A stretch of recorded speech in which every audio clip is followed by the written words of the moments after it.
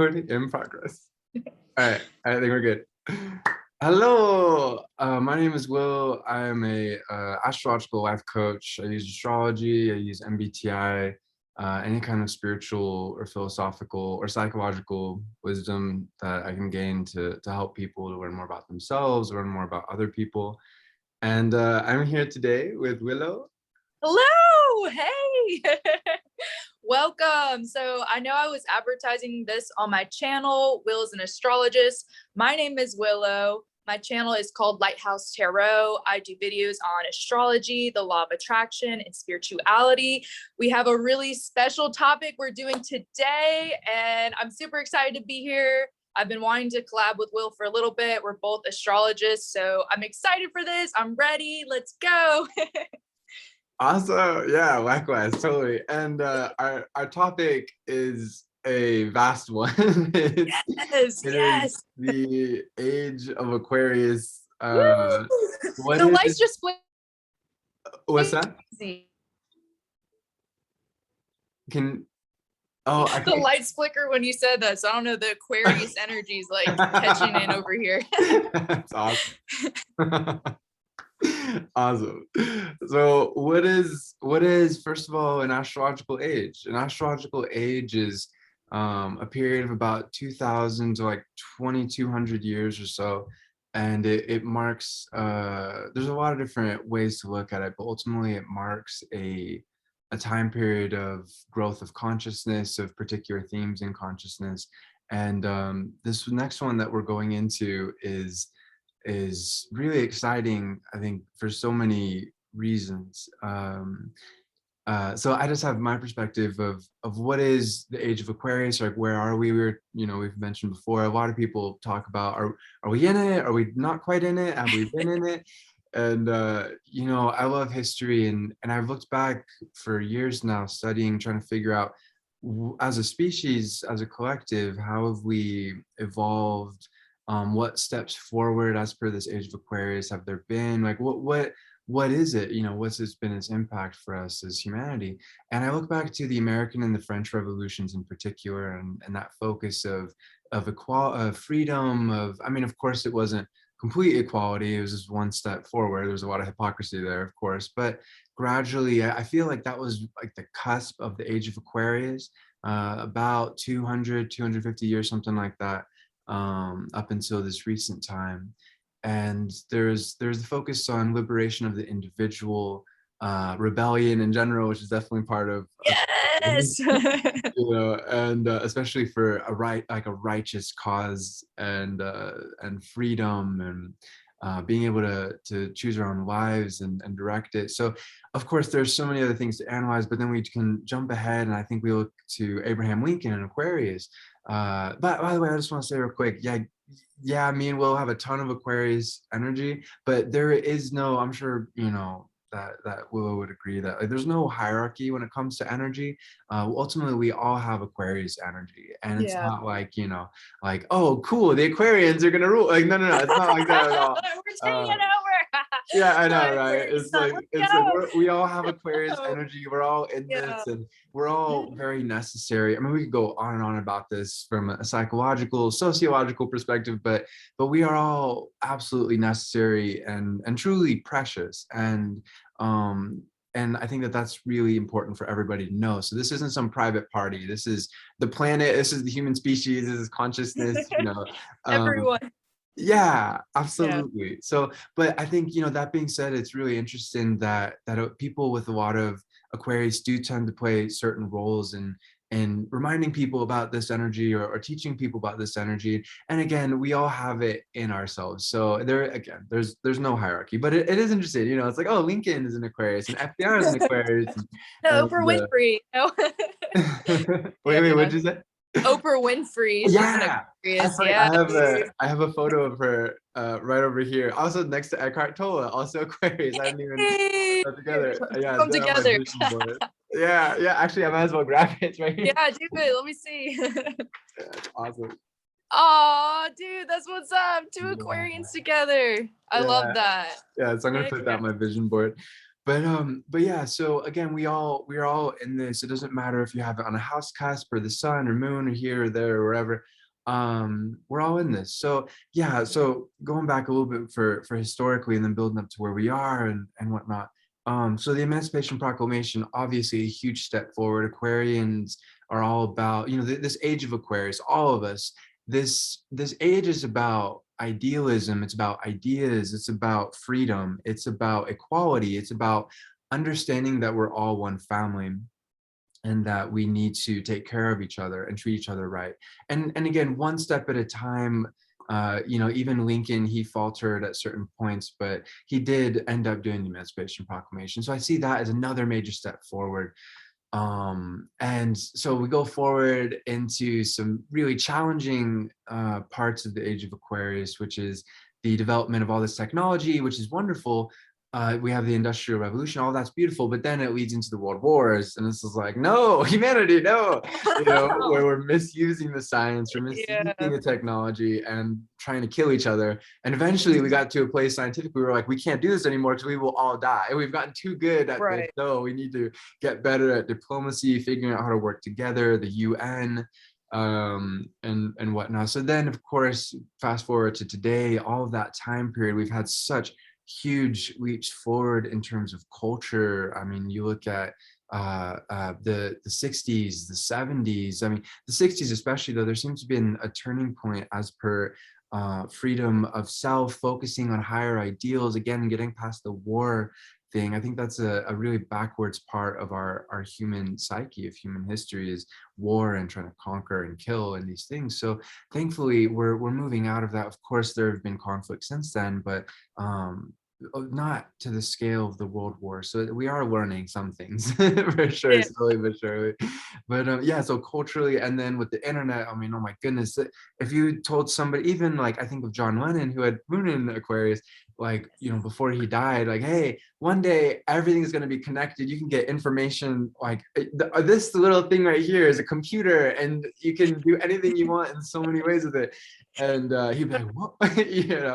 So it's so exciting that tech keeps advancing society as a whole. How to treat each other. We're grappling with some really difficult issues, and I think that's, one last thing I just want to say on this real quick, is I think that that's good to keep in mind, that some people, they hear the Age of Aquarius and they might think, oh, flowers and rainbows, like it is difficult. We are evolving, like we are growing, and I think in the future will be much easier, but we are, to my mind anyways, we've been on the cusp.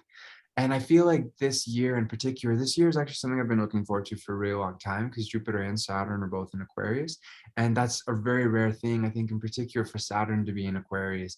um I feel like we're at a kind of gateway type place. This is just my perspective. I know different people have different understandings or theories about this, but it seems like we are at a place where it's like, oh, okay, we really need to band together. We need to figure out, and over this last year, we need to figure out this virus. We need to figure out how to unite as a world. We need to deal with some serious issues like climate change and racism and sexism and homophobia and transphobia. And I feel like we're at this place where so much is coming to the foreground, and it can be a bit overwhelming at times. It's like, whoa, we have a lot of work to do, but it's so great that we're dealing with the work. And I feel like over the next couple of years with Saturn and Aquarius, we're going to continue to cement this. To me, I feel like we're going through a portal, we're going through a doorway.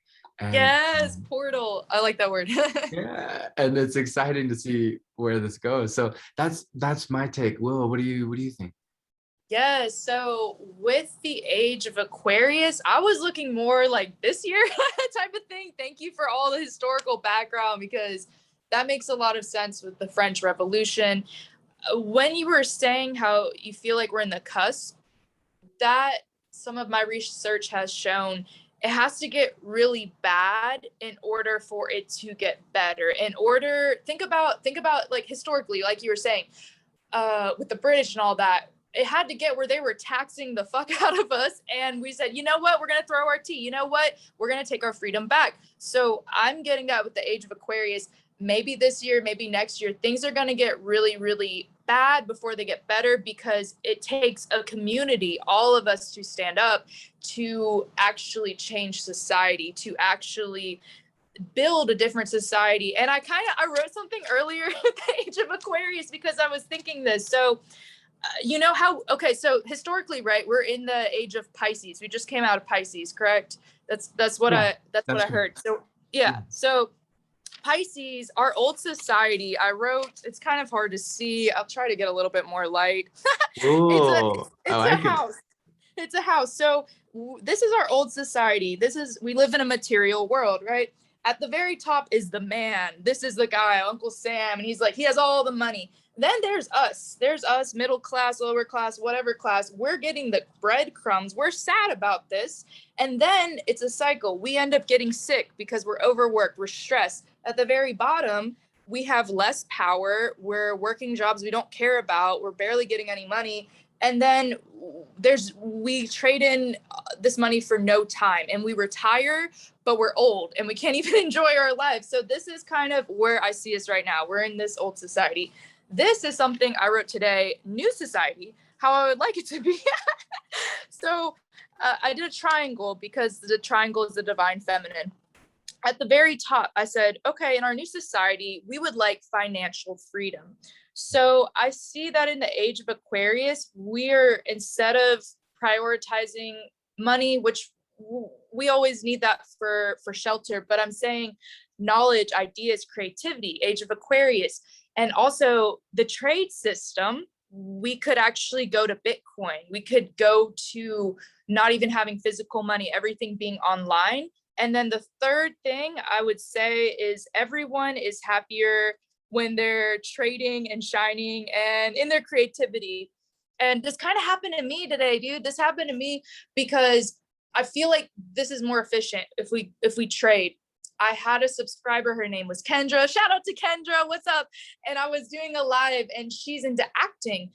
I have something she needs. She has something I need. I know about the law of assumption. Whatever you assume to be true is in fact true. You can have people treat you differently, give you gifts, manifest a house, whatever.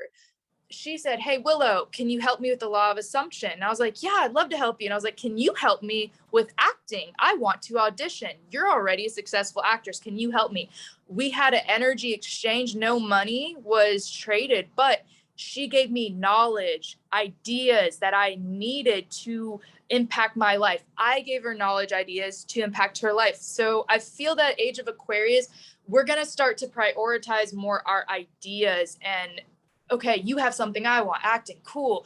You're known in this. I don't have to do the research. You give it to me. I'm good at law of assumption, law of attraction. I give you my research. Bam. Trade. So that's just something I wrote up today. That's how I feel at the Age of Aquarius. Let me know how you feel about that. So yeah. Totally.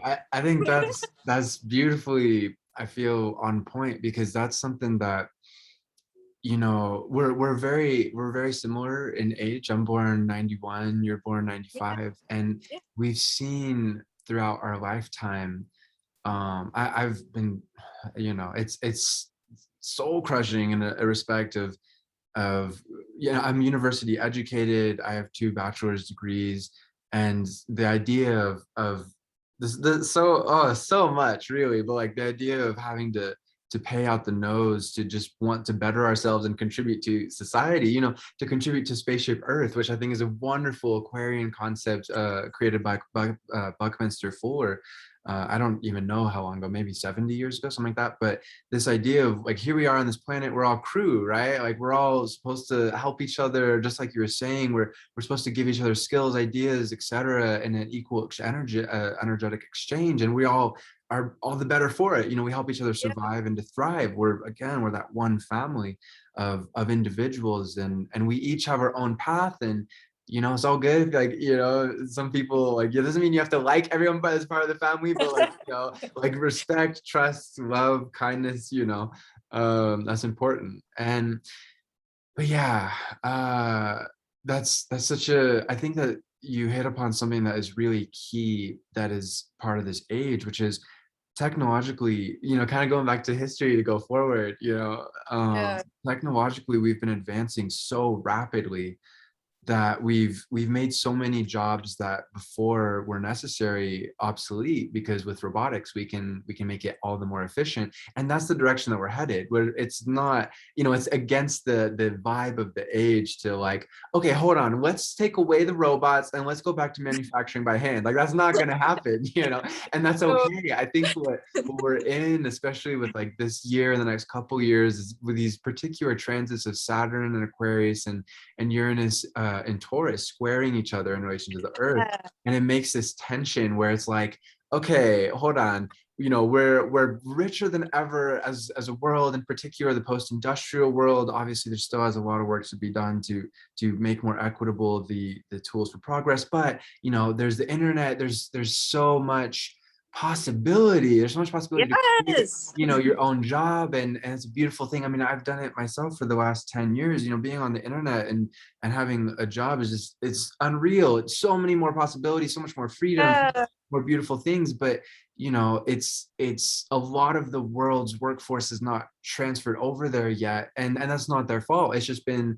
it hasn't been necessary to a certain extent. It's, the tools haven't been available. There might be like needing retraining for of their own choosing. Naturally, again, this age is about the individual empowering themselves and liberating themselves and finding their own way to contribute to humanity, not having other people tell them exactly how to live or what to do or anything.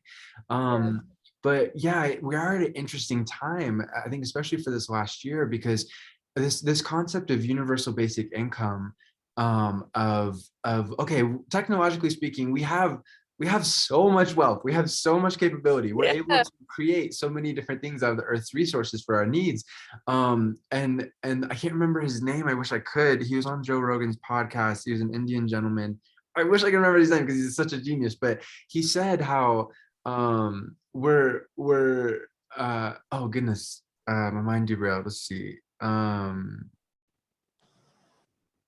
Oh, right. That is just like you said, we're moving into this time period of, mechanically, technologically speaking, all the jobs are taken care of. Now we're just left to create and entertain each other, and some Yeah. people love crafts, and they're going to go on Etsy and enjoy themselves and have a great time and make Yeah, even additional income. You and I, we love psychology. We love talking about yeah, ideas and people and relating to people and helping people. And everyone's going to have their own thing, whatever it might be. Again, to each dude. person their own path. And so we're at this really interesting, weird, tense time where it's like this paradigm shift where it's like, Mhm. it's like, okay, cool, we have people who are ridiculously wealthy, all more power to them, whatever. Yeah, But like our system is really broken, because then we have people who are really being left behind, and that's more and more people every year. It's just like you said, like the 99.9% or whatever it is of humanity, all of us, it's very difficult for us to get by. And yet technologically, scientifically speaking, we're more advanced than ever. So I don't have none of us have all the answers, of course. And I think that's the whole point, is for all of us to figure this out together, peacefully, democratically, diplomatically, discussing ideas and figuring out what yeah. works. But ultimately, I do feel however the steps are in the next couple of years, I do feel like that is the future, just like you said, where like, yeah, I think money is a part, it's a very helpful thing. It is a trading system in and of itself, but I think we're going to get to a place where it's not quite like it was before, where it Yeah. was like in the 50s or the 60s, you worked and you got enough to be able to handle everything in life, your family, your family's, your children's tuition and whatnot. And we've grown out of that system. It's a very different world, and It's that's okay. outdated. We're in Uranus energy, like Aquarius, Right. Uranus on its side. So we're Age of Aquarius. I feel that strongly. My Aquarius energy is coming in, the Mercury too. It's time for us to tear down the old so we can bring in the new. If you're building a house, you don't build a house on an unsteady foundation. You rip that out and you start clean and new and fresh. And I feel that with Aquarius, kind of, okay, like me personally, for a little bit, I felt, I can't make a difference in the world. Who am I? And then I realized I can make a difference. What? Of course I can. And I look at, so the way my mind works, and I feel a lot of Aquarius, like just everyone in general, anyone that's a futuristic inventor, something hasn't been done before. if we look at an issue in our world today, I have a daughter, I'm a single mother. So I look at other single moms and I see, wow, they're struggling. Instead of trying to help one single mom for one day, I'm going to look at the higher perspective. I'm going to say, okay, you can give a man a fish, but if you teach him how to fish for life, he's good. So how can we solve this? And I would think, okay, well, why don't, instead of just giving people money, why don't we teach single women how to be financially free? Why don't we teach them business, finances, so they're not being manipulated by partners, they're not just taking whatever comes at them?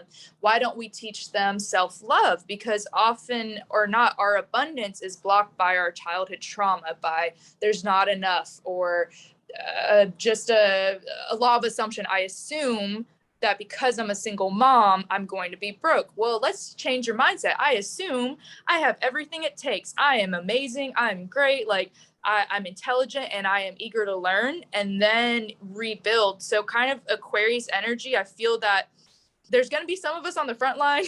Some of us like, let's go. We need some leaders. We need everybody. It doesn't matter what you have in your chart. If you embrace the Aquarius energy, I'm weird, I'm strange, this is a good idea, I'm going to pitch it, and then the other people are going to flow with it. And also Leo, we haven't even talked about Leo, like the 8-8 portal. If we're all the star of our movies and we're the star of our lives, then we show other people it's possible. And then other people start saying, well, Will can do it, Willow can do it, what can I do? How can I create something that is my passion? Oh, I'm starting to make money off this, cool, well, why don't you do it? And it's a ripple kind of thing. So combining the Leo and Aquarius energy, I feel it's going to be beneficial. So I just had to get that out. I was like, ooh, I had a lightning bolt of epiphany. Yeah, well said. All of that. Beautiful. Totally.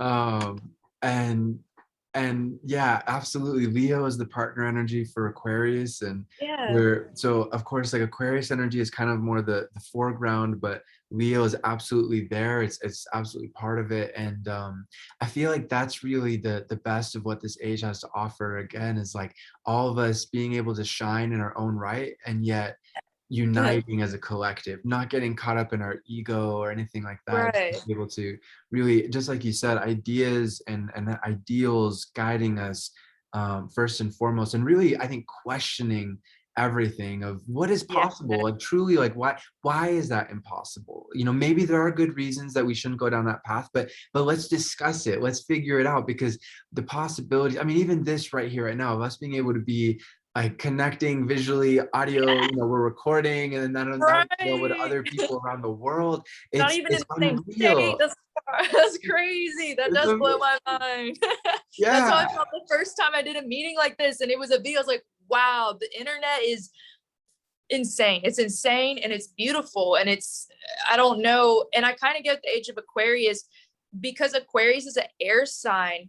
Things are manifesting really fast. So I would kind of tell, kind of like self-awareness is key with the collective. Whatever you think about is going to, because Pisces is a little slower to manifest. With the age of Aquarius, do kind of guide your thoughts to more positive, and you're going to see a lot of positivity. Whatever you think about is going to manifest quicker, really quick with the age of Aquarius.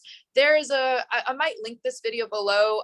I watched the Age of Aquarius YouTuber, and she taught this to me. She's like, yeah, the Age of Aquarius, whatever you think about is going to come in fast, because it's an air sign, your thoughts, air, and manifestation. And the people that have negative mindsets, oh, it never works out for me, oh, life is hard, they're going to either have to, one, change their mindset to go with society, or they're going to really struggle. And that's a shame, but it's just like, we're all changing. It's all moving forward, technology, positive thoughts and whatnot. So that was one thing I noticed. And I've seen that in my life too. Whenever I think, oh, I'm having a lucky Tuesday, it is really lucky. Like, even if it's something is bad, I reframe it positive. Something better's coming. And then someone's like, here, I got you dinner and I got you dessert. Oh, I got this movie for you. And I'm like, wow. But like, everyone can do this, dude. Just focus on the positive. If something is negative, go dance it off. Do something that makes you happy. Like write. I really like to write a book, paint, whatever, and then get back in your mindset. So that's another thing. Your thoughts manifest really fast. Yeah, totally. And I agree with everything you said, and I love that. And that actually, that's funny because with my list of questions, that was the second What? question is how can we better attune ourselves to the age of Aquarius? Beautiful. And I think Yes. the only thing I would add to that is learning as much as possible about ourselves, about other people. For me, I focus on whatever functions. My identity is not tied up with anything. If tropical astrology was proven to not function, I would let it go in a heartbeat and go, okay, what is better? And for me, tropical astrology and the MBTI, or the Myers-Briggs system, are by far the most helpful systems I've ever found to learn more about ourselves and learn more about other people. I know that in academic psychology, both of these things are seen as pseudosciences, but quite frankly, I find them to be way more functional and way more helpful and way more in-depth than actually the big five. Not that it's a competition or whatever, it's all about truth and goodness. But the big five, which is used in academic psychology, it just makes me laugh because it's like, that's like, yeah, okay, I've taken the test, it's interesting, it's helpful, but like, you know what it is to be an ENFP? Like, can you tell me about that? Because I know so much about it, and it's so great. Yes. And like, to learn about every single type, and to learn about every Right. single astrological energy, and the Yeah. transits, and to each their own. I have a lot of air energy. Will has a lot of air energy. So for us, it's like, oh, astrology, hell yeah. Psychology, there's so many different ways, though. You could approach it more in a spiritual dimension. You could approach it more in a neuroscientific dimension. All these things are valid as long as it's teaching you more about what it is to be conscious, to be consciousness itself. I think that's really the key. As Eckhart Tolle, again, Aquarius, says Yeah. so often, like, really the key, it all comes back to the same thing. Just wake up. It's that simple. We don't have to be anybody other than who we are. We don't have to do anything other than what we feel passionately drawn to do in the world. It's just, hello, I exist. I'm here. Breathe. Let me really take it in. Let me savor it. Let me focus right here. And yeah, we can think of the future, we can think of the past, but ultimately, let's stay focused and relax, and just settle into consciousness itself. And again, to each our own path, to each our own mission in life of how to give to spaceship Earth. But I think that the more, just like you were saying, the more we do those things and the more we learn about ourselves or others, etc., that is the best way to attune ourselves to this age. And I know that it can be really chaotic, again, with these different things that are going on in the world, these kind of growing pains. It is very difficult, birth pains in a way, because I agree. I do feel like we are in the age of Aquarius now. Like, to just from my perspective, again, to each our own, but it seems like I agree. I think it's this year that it's like, That's oh, how I feel. we're here. Okay, Yeah. again, we're still on the cusp. We will be on the cusp for several more years, maybe even decades. But just like you said, I mean, even being like in the age and on the cusp, like of the near past being the age of Pisces, like, that cusp area between the two. Man, so much. I think of technologically, like, as much as this is advanced, this is also like so antiquated for what's going to be here in like 5, 10, 20 years. When we have like a chip, Yes. obviously with enough study to make sure it all works out functionally and whatnot. We're not looking. I think that's what's cool about the Age of Aquarius, is we're not looking for a dystopia. That's not the vibration, and I don't feel like that's where we're going. Obviously, we always want to be cautious, but when I hear, for example, like Elon Musk, who actually is the third question I want to go into, is we'll get into that in Yeah. just a moment. But I hear individuals like Elon Musk, who has Mars in Aquarius, and I feel like in so many ways he's very in tune with this age. Talk about Neuralink. I'm like, yes, that's the idea. Okay, we need to do it right, and he knows that too. Like, obviously it's like, okay, let's make sure we get this right. We don't want like 1984 dystopia, but ultimately, again, the vibration is like, how can we evolve? And oh my goodness, like, to imagine even 20 years from now, like, oh wow, we carried a brick around. That's so strange, how antiquated. It's like, now it's like, we're having conversations without even speaking. And of course, like, we'll still be human, we'll still have everything else. But again, I think that's the whole point of the age, is we're going to be growing as a species by leaps and bounds. And we're all part of it. We all get to decide, what evolutions we support and what evolutions we say, like, maybe we need to be careful or whatever. But I feel like overall, looking at even just the recent past with the internet, it's become such a beautifully democratic thing. It's such a individualistic thing where it's like YouTube is free. Like, yeah, that you can Yes. pay for stuff, but yeah, it's like it's Uh, available. Zoom is free. All of these it is. things are just available. And it just like you said, it's the strength of the ideas and the ideals and the creativity that makes somebody really thrive there. And I know that it's a big ocean, there's a lot of people on this planet, but everybody does have their place, and as long as they just stay true to themselves and keep expressing themselves authentically with what they're interested in, just keep growing and keep learning, then I think that boundless abundance, boundless fulfillment, boundless helping positively the world and our species, I think that's available to everyone and will increasingly be available to everyone as time goes on.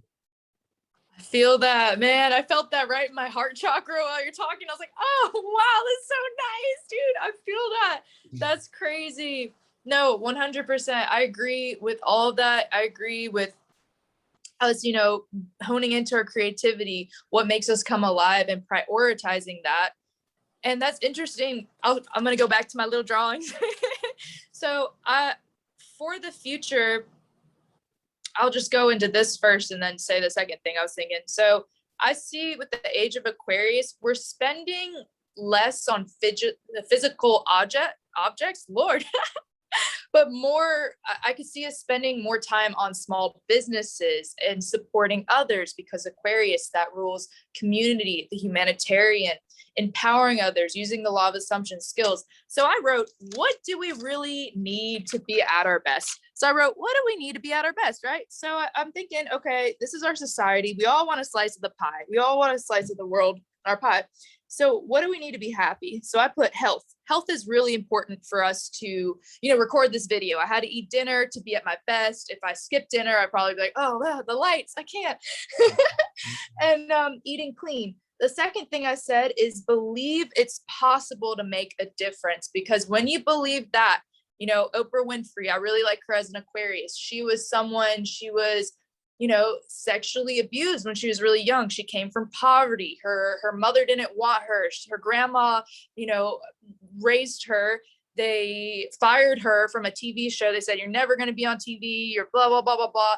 And then she said, you know what? I have a mission and I have a voice and I am going to change the world. She did her own thing and she started nonprofit, started school. She does Oprah, come on, can we say less? But with that, I feel we need as a society, okay, we need to take care of our health, believe that it's possible to make a difference, live your passion, self-awareness, like you said, self-awareness, always learning, always striving to ask why, to better ourselves, but really just to figure out, who am I? Why am I here? What am I doing? Type of deal. Use your voice. And I put friendship, because when you have a friend, with Aquarius, friendship, when you're chasing after your passion, someone says, I support you, I care for you, that's coming too. The last two parts of the pie are recognition, respect, and encouragement. Because when you're doing something and you're creating, say, a YouTube video and you receive recognition, maybe you don't receive 5 million views, but one person says, hey, you're doing a good job. Someone did that on my thumbnail the other day. They said, this is the best thumbnail I've ever seen. That made me feel like, you know what? Yeah, this is great. And I felt very appreciated. Therefore, I'm going to do better with each one, right? And then the last one I said is beauty. We all desire and function the best when we live in a beautiful house, a beautiful environment. So I see that kind of like, if we focus more on this instead of our old mentality, I need a really big house, I need the white picket fence, I need marriage, I have to have a partner or I'm failing, I need to have, a career that makes $1 million. Instead, okay, I just need my health. I need to believe it's possible. I want to live my passion. I want to use my voice. I want to be in a beautiful environment, receive recognition, respect, and have friendship, right? That's what I feel for the age of Aquarius. So I kind of wrote that down. The second thing I wanted to ask you, do you feel like this year and the years to follow, we're going to kind of invent some new things, the age of Aquarius? Do you think that we might not even need phones soon, right? I know you kind of touched on that, because I've been getting a lot of interesting ideas lately and feeling like I need to act on these, get ahead, get all the money from it. I don't know. Just change the world, right? Yeah, the real value. Yeah, beautiful. I agree with all of that.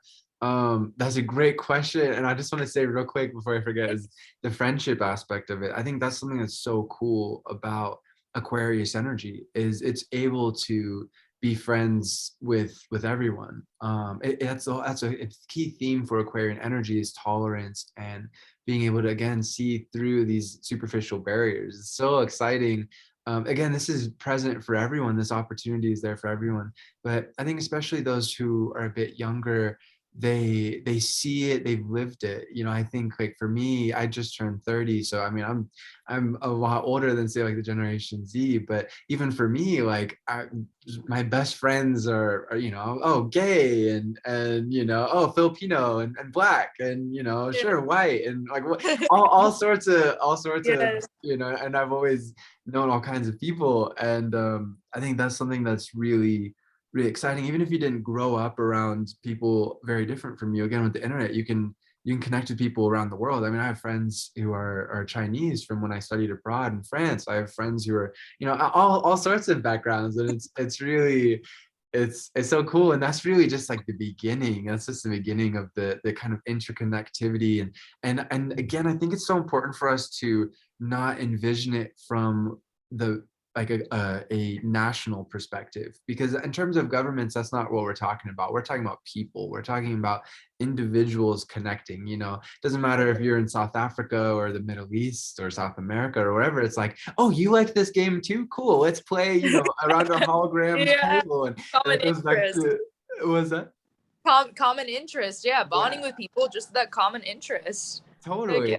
I get comments on my I mean, when you know, in terms of YouTube, my channel is quite small, but I get comments all the time from people all over the world, and it's so gratifying. And just like you said, the recognition is so, it's so lovely. It's, I think it's important, you know, as a side note for just people in general, like I think it's important to really embrace the Aquarian ideal of doing something because it feels right, because it appeals to you, because you like it, because you feel called to it, you know, you feel inspired more so than recognition. I think that's a little bit of a challenge of, you know, the age that we're at. But again, yeah, it's another question, but we'll get into that. But yeah, you know, I think that as long as again you're doing it authentically and coming from your own place and just continue to get better at it, you continue to learn and grow and just be open to whatever comes your way that really calls to you. There's really no limit. But yeah, so the invention thing, absolutely. yeah. I think absolutely, you know, it's so exciting. Another thing, I was watching a YouTube video, and this is quite a number of years old, maybe like 5 years old or something. But will.i.am, who, if I'm not mistaken, I believe he's a Pisces. I want to say Mercury in Aquarius, though. I'm not sure. But again, even if he doesn't have Aquarius, you know, we're all in this. But Yeah. I'm pretty sure the energy's there. But he was saying about 3D printers, and that's been on my radar for a long time too, where that is going to complete, it's just like with the internet, it just changes everything. It just changes everything. It was like, whoa. Yeah. And so as for the next couple of years, oh, absolutely. You know, I'm not like a super into the tech world, so I don't know exactly, or you know, I'm not super connected to like what could be, but I do feel like in the next 20 years, I think 3D printers for sure. I think clean energy, absolutely. I think even sooner than that. Um, I think that Neuralink is like one of the most like spot on projects that we could possibly What's create. Neuralink about?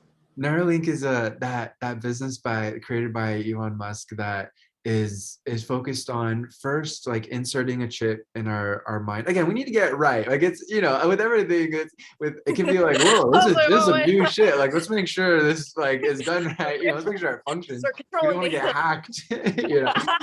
but again, it's like with the internet, a person could be afraid of any new development and go, oh no, I'll never use the internet, and then eventually it gets so ubiquitous, it's You like, have to. dude, it's fine. Yeah. So we need to get to that point, obviously. But so the first focus for Neuralink is putting in this chip in the minds to be able to help those who have experienced paralysis in the body to regain function, which of course, beautiful. Yes, of course, Wow. naturally. And now from there, I know, right? And from there, the next step is to be able to I mean, essentially just have computation as part of our brain, as our cerebral function. So it's, as he said, we're already cyborgs, you know, as Musk said, Yeah. this is our tertiary digital layer. It's just putting it here so now we can listen to music in our minds, you know, you and me can have this. Again, it's so hard to picture this, and you know, however many decades from now, it's going to be so antiquated to look back and be like, wow, you know. But we're going to be able to access things directly. I mean, a whole digital world within our mind. It's So, amazing. I know. No, I've felt like that too. I don't know if it's because I have like strong Aquarius energy, but there's certain times where I'm looking at my phone, right? And I'm trying to send something to someone. And I'm like, dang, I wish that I could just take a picture from my eyes and like put it on my phone. And I also Right. feel like I can like telepathically communicate with people. I have this weird Aquarius idea. I feel like all of us humans can telepathically communicate with each other. It just depends if you open your mind up to it, right? Once you open your mind, you're going to start to see. But with that, think about it. We're all energy. This water bottle is energy. This water can be programmed. I can tell this water, I love you or I hate you. And the crystals will change based on that. A scientist already did an experiment on that.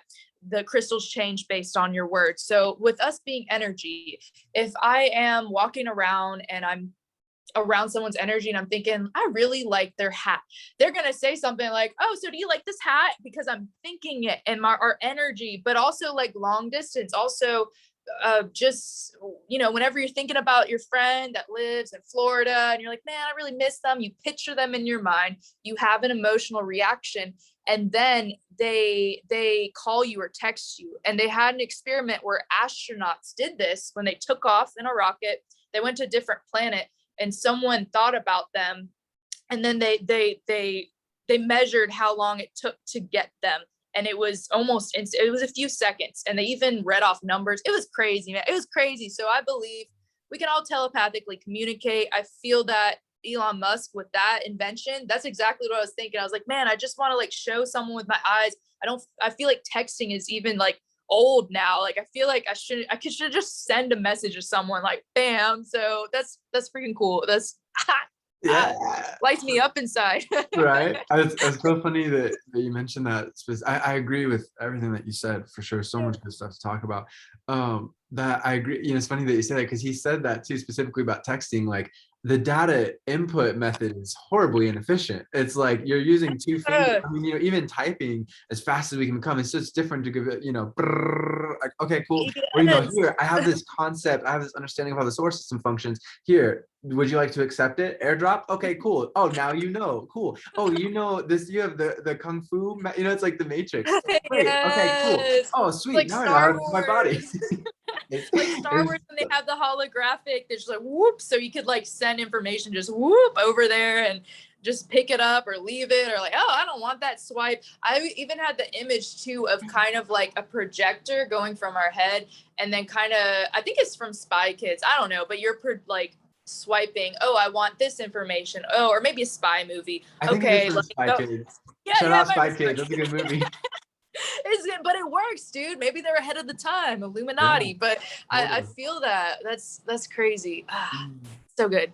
Inventions. And Got I it. think that's such a key thing for the age of Aquarius is technology. I mean, we've seen really nothing yet, and that's incredible, because what already has been created. I mean, even just this electricity, and I know, like, you know, it's not super clear, like Thomas Edison and whatnot with electricity, but he was an Aquarius too. Fun to mention, you know. And it's Yes. like we've harnessed the power of the sun, and I think that's, you know, going back to what you're saying about that telepathic connection. And I think there's so much to study. There's so much to learn. We know so very little.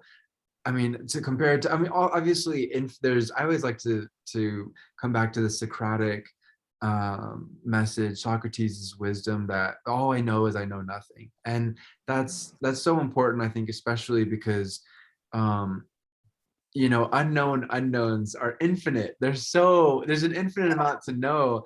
And even what we know that we don't know is so vast. So what we don't know that we don't know, as per everything, and especially when it comes to perception, and I totally agree when it comes to energy and being able to influence each other, we absolutely, or to be able to guard ourselves, you know, like, oh no, okay, or you know, Hmm. I don't need Yeah, that. your I don't need that aura. negativity. It's cool, like that's very real. And for those who don't focus on those things, not to be superstitious with it, some people get a little carried away, you know, but ultimately, like, it does make a difference, and we can connect as just like you were saying, away from our five senses. And you know, Jim Morrison comes to mind. He had Sun and Mercury in the house of Aquarius, and he's one of my favorite artists because I feel like he embodied both the Leo and Aquarius so well. um where he talked about the universal mind, and he read so very much, and he learned so very much. And unfortunately, you know, alcoholism really dulled his spirit, especially leading up to his death. But when he was really shining, when he was really taking care of himself and things were good, man, he was really in connection with that. And that concept of the universal mind, and you know, the universal heart that we can all connect to, the infinite, that's that idea of infinite love, is being able to get past the personal, get past our own hearts, and to appreciate all people for who they are. And even if you don't like him, I'm like, oh man, that guy sucks, you know, but he's a human being. I love him. Yeah. I wish him well. You know, I hope he figures his stuff out. It's all good. Like, ultimately, I think having that bigger picture, that bigger perspective, emotionally as well as mentally, is really key for all of us. And we're all growing into it as time goes on. And again, it's infinite room for growth. So absolutely, we're just beginning to discover the potential that we have, even just in our nature born selves, you know, let alone the technological additions that we're going to use to evolve. It's amazing. It's amazing. So This can is we amazing. jump to some of these questions? Yes, go ahead. Go ahead. So we've already kind of answered this in a lot of ways, but who are some people that you feel are really in tune with the age of Aquarius? Okay, so currently I feel, Oprah Winfrey, thinking about the age of Aquarius. I don't know if I can maybe name them by say Elon Musk, obviously, but more so I would say it would be any celebrity, any person that is focused on the community, but in a big way, and they're solving things long term. So I would look at people that are ambassadors, people that are whistleblowers, people that they go across the country and then they build a school, and they're solving a problem, but they're doing it long term. That's what Aquarius energy, at least for me, is all about. It's okay, and they say with the zodiac signs, Pisces lives in the future spiritually. They're spiritually ahead of the other collective, whatever. And then Aquarius is ahead futuristically. That's why a lot of Aquariuses, if you find, at least from my research, they will hide their true knowledge and the traits that make them unique, because they get made fun of when they were younger because they'd have, oh, I have this crazy idea, and they're like, oh, get away. Or astrology, back when it wasn't mainstream, people were like, that's so lame.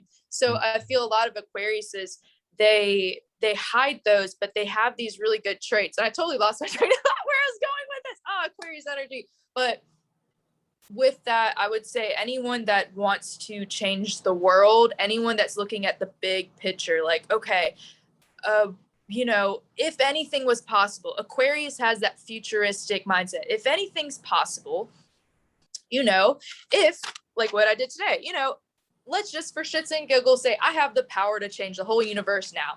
And I really hate how it's working right now. I hate that certain people have to be garbage men and tote our garbage, and they're treated unfairly, and that certain people, they don't treat servers like humans, and then they're not happy, we're not happy. So let's throw this out and let's instead start a new society where everybody knows financial freedom. Everyone has an Etsy shop and they do tarot readings, and then they get their abundance, they paint or they play the guitar, and then everyone's happy and chilling and it's cool, and we have a barter system instead of money system, right?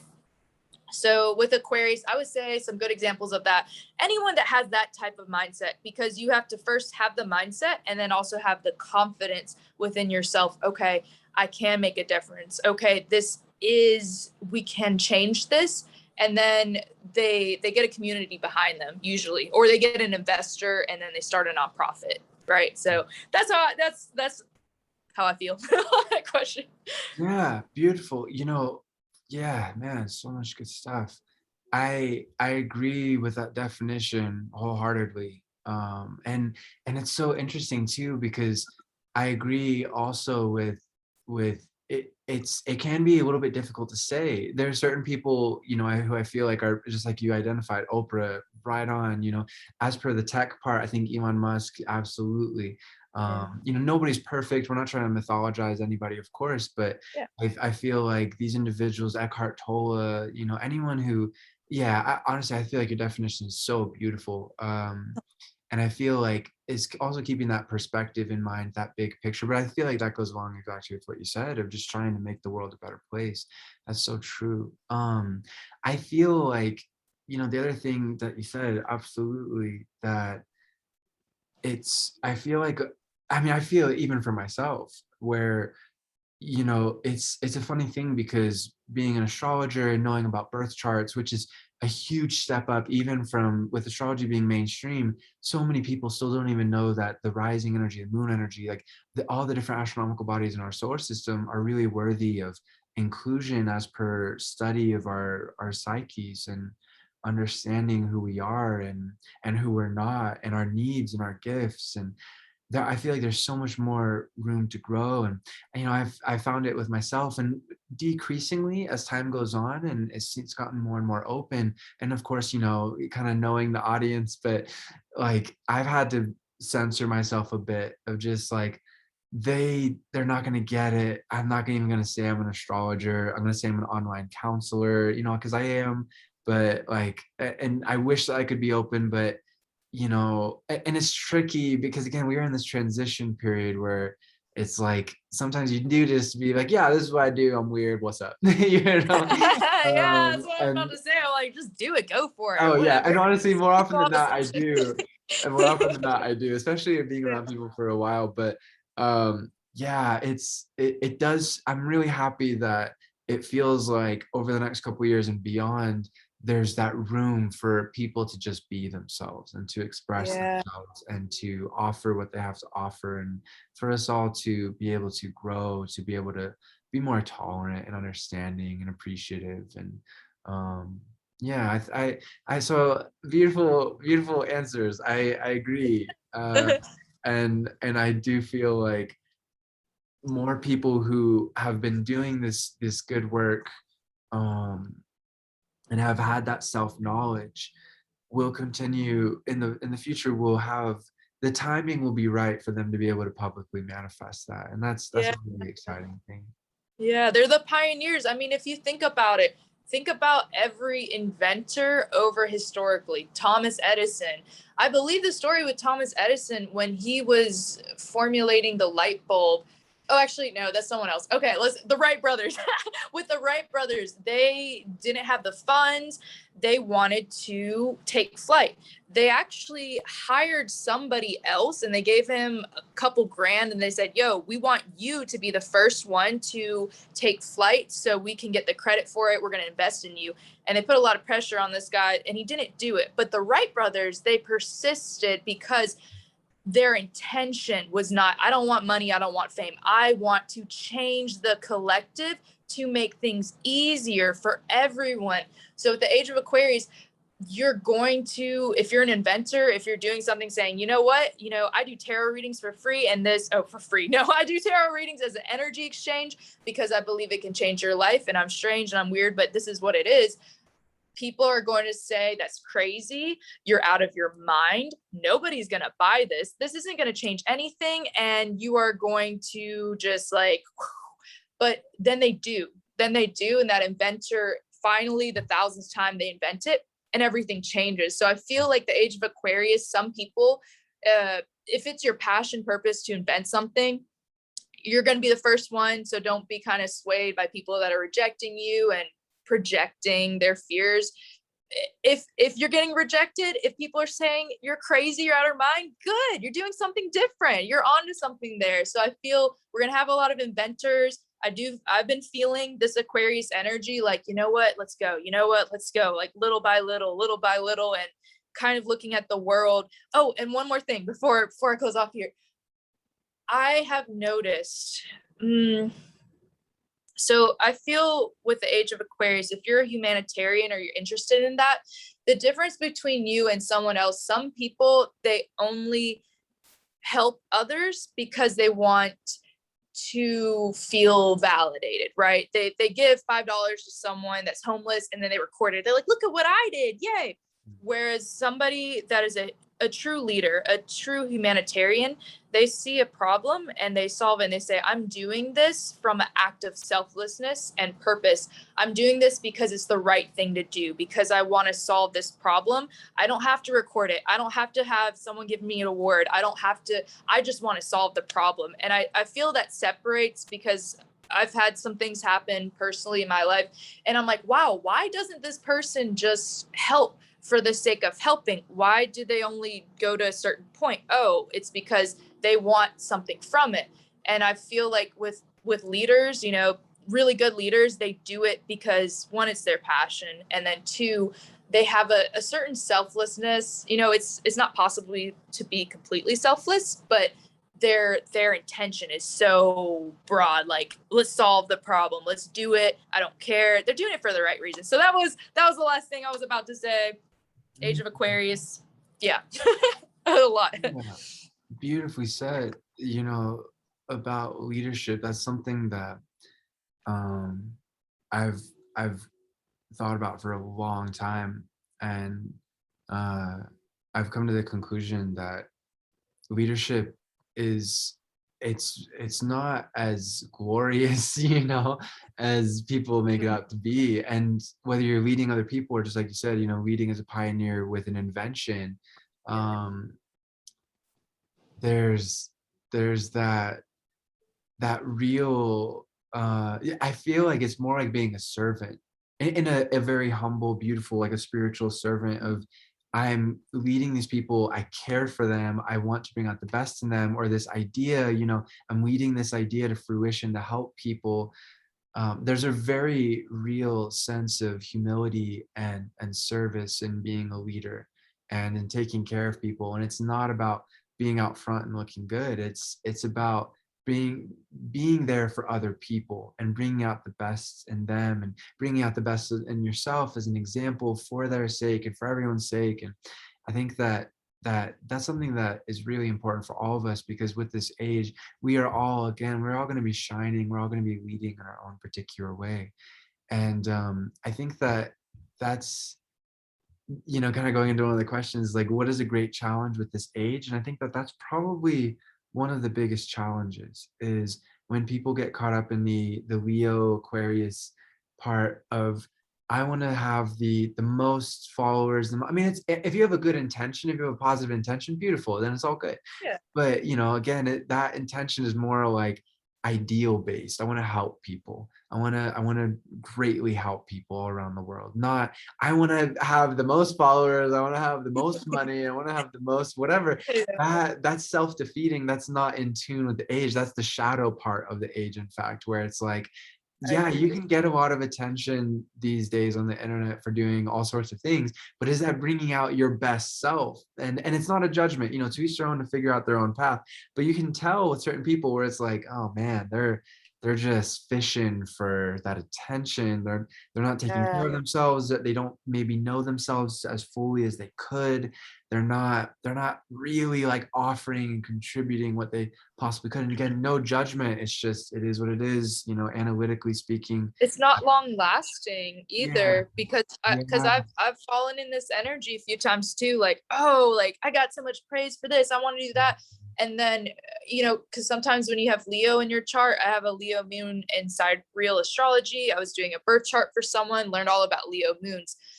They put their heart into their career and their passion, more a little bit different than a Leo sun. Leo sun's like, look at me, I'm amazing. Where Leo moon's like, look at this beautiful piece of art. Isn't this great? I made this. It's the art. It's not me. And then people say it's a great piece of art.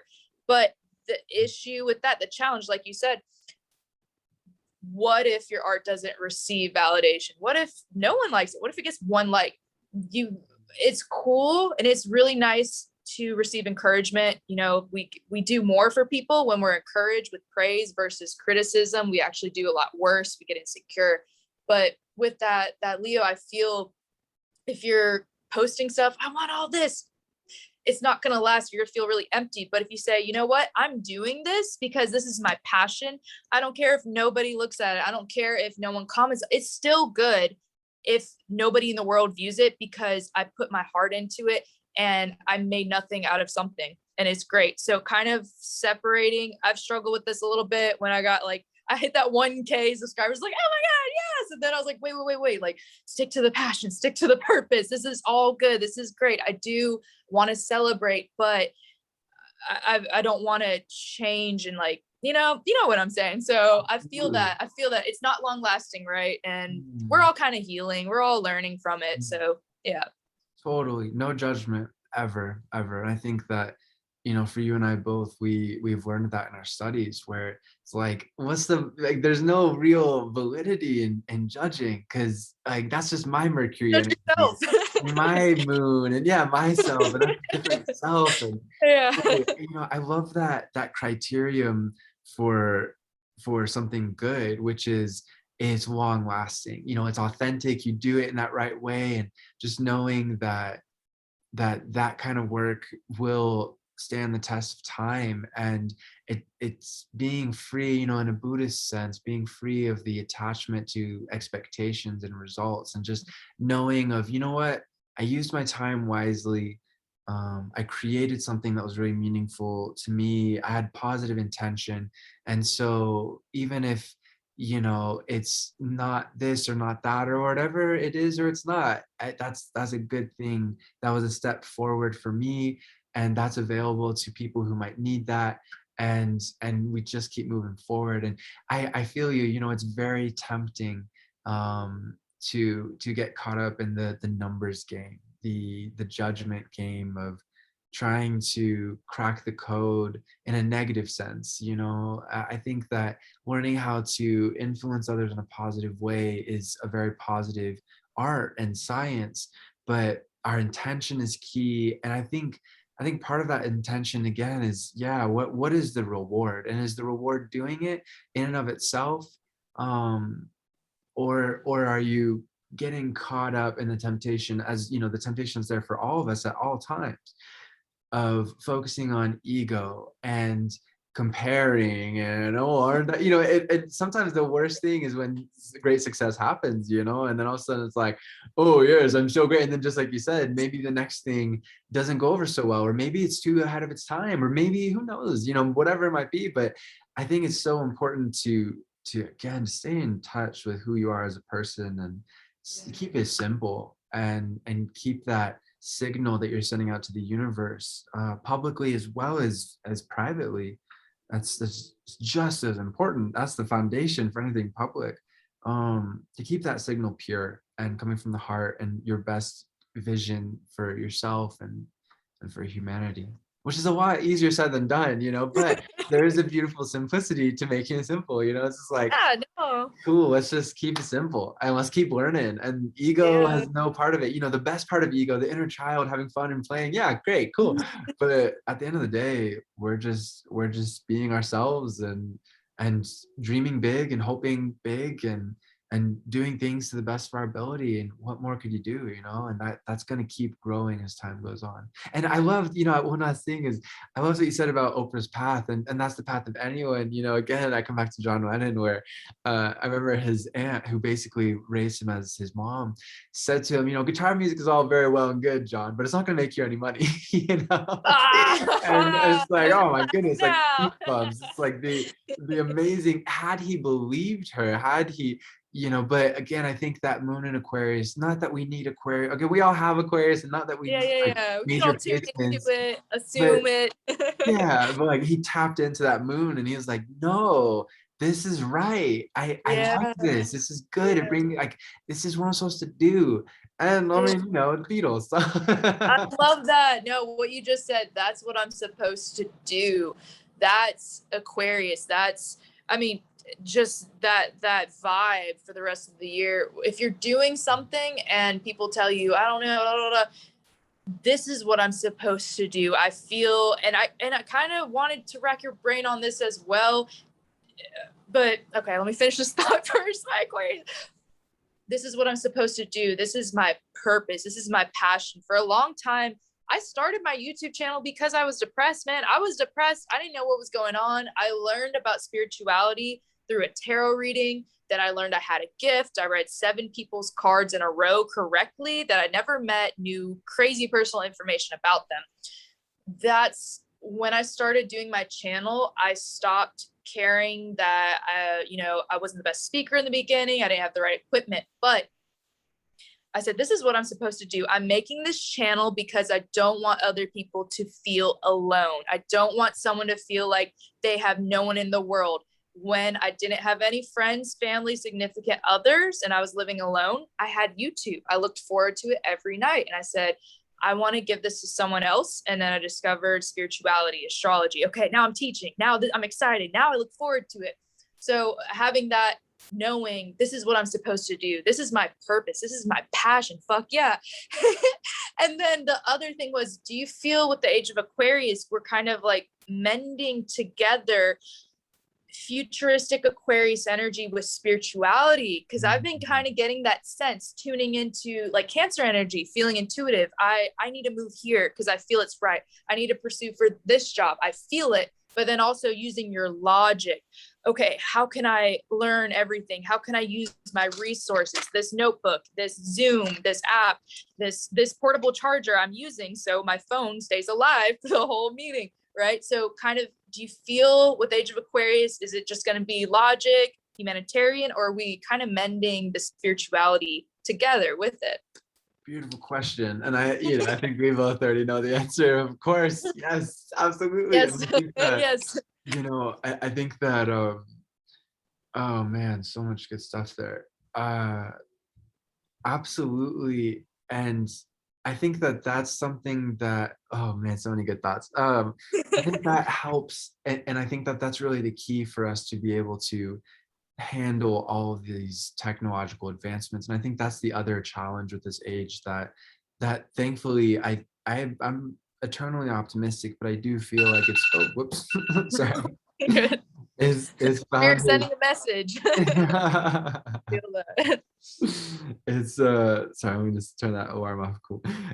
I feel like it's founded on a practical understanding of where we are and where we're going. Overall, there might be certain individuals that might be not as connected to the spiritual part of this, the humanitarian, the idealism, that bigger picture, the emotion, that greater heart, as well as the greater mind. But I do feel like as a whole, as we technologically advance, we need to advance. I believe it was Einstein who said, I believe, I can't remember exactly, but essentially we need to be able to develop ourselves spiritually, as well as technologically, because we have technological means without the wisdom to utilize them, without the maturity of purpose and understanding of ourselves and the universe to be able to use them. And that was, about 100 years ago, maybe a little bit less. And I think that's something that is very natural for us. And I think that's something that is so interesting, that we can learn with the internet all of the different perspectives culturally and amidst all these spiritual traditions. And I think as great as that is, we're also we're also, the vibration of this is past any kind of boxes. It's past the box of race or nation or particular tradition. As much as we might be founded in this one culture or another or whatever, this greater spirituality is humanity, is love, is vision, is idealism. And yeah, so absolutely. I think that it, thankfully, it seems to be a part of it.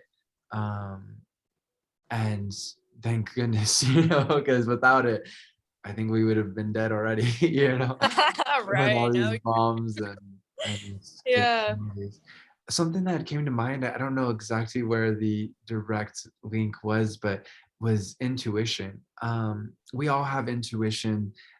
Certain individuals are much better at navigating the material realm and utilizing common sense. Those individuals are not myself. For example, I like live in intuition, but again, we all have it. It's just like, it's, I think Aquarius and intuition go together. And I think probably the John Lennon thing brought that to mind, where it was like, I think it's so important for all of us to strengthen our intuition and to focus on consciously developing it, because that is connected to so much of what we were talking about tonight, where being able to see something in our mind's eye, to imagine it, and to Yes. go off of what we feel. I think that's where it came in, where that there's that this feeling. I don't really know exactly why, but I feel like I'm supposed to do this, or I feel like so and so needs me to reach out to them, or I feel, it's Yes. so important. I think it's going to continue to grow in all respects. Whereas, as per interpersonal connectivity of being able to be greater and greater friends to each other as human beings, as well as what do we need as, as for inventions or, art or whatever it might be. Yeah, that intuition, being able to see what isn't there and to create it, to manifest it, is really wonderful. Yeah, I feel that. I feel that it's your inner compass, because you have the intuition, and then you have the law of assumption, which Neville Goddard coined in 1920, I believe. Have you heard of Neville Goddard? Are you No, I, familiar with? oh, Okay, did he invent rockets or is that somebody else? man, I don't think so. No, I don't. I think that's someone different. But look, okay, so he in 1920 he was a businessman, and he was walking by a building. He wanted to buy it, but he only had a nickel to his name. Another guy walks behind him. He said, "Hey, do you want me to buy this building for you?" And he said, "Yes, I would love that, but I only have a nickel to my name." He said, "Well, how about I give you a loan? All you have to do is sign here." And he said, "Well, how am I going to do that? I don't have any collateral." He said, "That's okay. Just pay me back within 10 days, or 10 days, 10 years, and then 2% every year, and we're golden." He signed it. He got it. His business started booming after that man died who gave Neville that building. He left him $150,000 tax free to him, as well as several houses. So not only did Neville have the business, the $150,000 and houses, he had everything. But the point of this is the law of assumption. He coined this phrase, which is like the law of attraction. Whatever you assume to be true is true. Anything from your imagination can come there. If you imagine, you know what, I really want to collaborate with Will in this video. So you think about it, you imagine it. How would I feel? I would feel really good. I feel like I'm talking with my friend. We're impacting the world. Also, then you take some action. He was walking by that building. Bam. I feel like I took action. I went on a whim. I left my friends. I got this hotel. I said, you know what? Whatever happens, this is a good place because I can work here. I can relax here. I can audition here. And if it happens and I can record this video, all the better. So, yeah, you saying that intuition and the law of attraction, mending these two together, that's anyone that uses that, they're going to become very, very powerful. And I see us kind of prioritizing the law of assumption. Your thoughts do create things, whether that be good or bad. That's up to you. If you want to overthink about the good. Don't overthink about the bad, because the world matches your vibration. You are the world, dude. Just so many good things. It's it's great. But yeah, that was really cool. Law of assumption, intuition.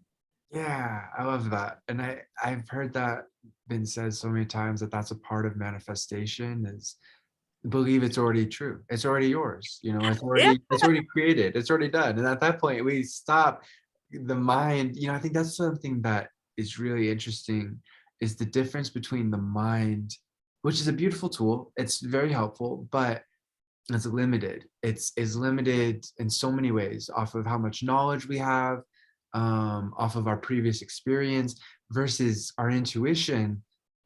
It's completely unlimited. We can imagine anything, and then we can use the mind to make things happen. But when we're caught up in our mind, we we get limited again. We think we know so much when in fact we know so very little, Yes. and it gets in the way of our deeper spiritual knowing and manifesting practice of creating, of no, I already created it, so I just need to, like, follow through and, like, spend some time with it, and, like, be practical and move. Okay, what's my schedule? Okay, cool, and there we go. Yeah, Yeah. that's so, it's so important. It's natural for everybody to have these intuitive hunches and these visions for themselves, for humanity. Some people are not as interested in it. That's totally okay.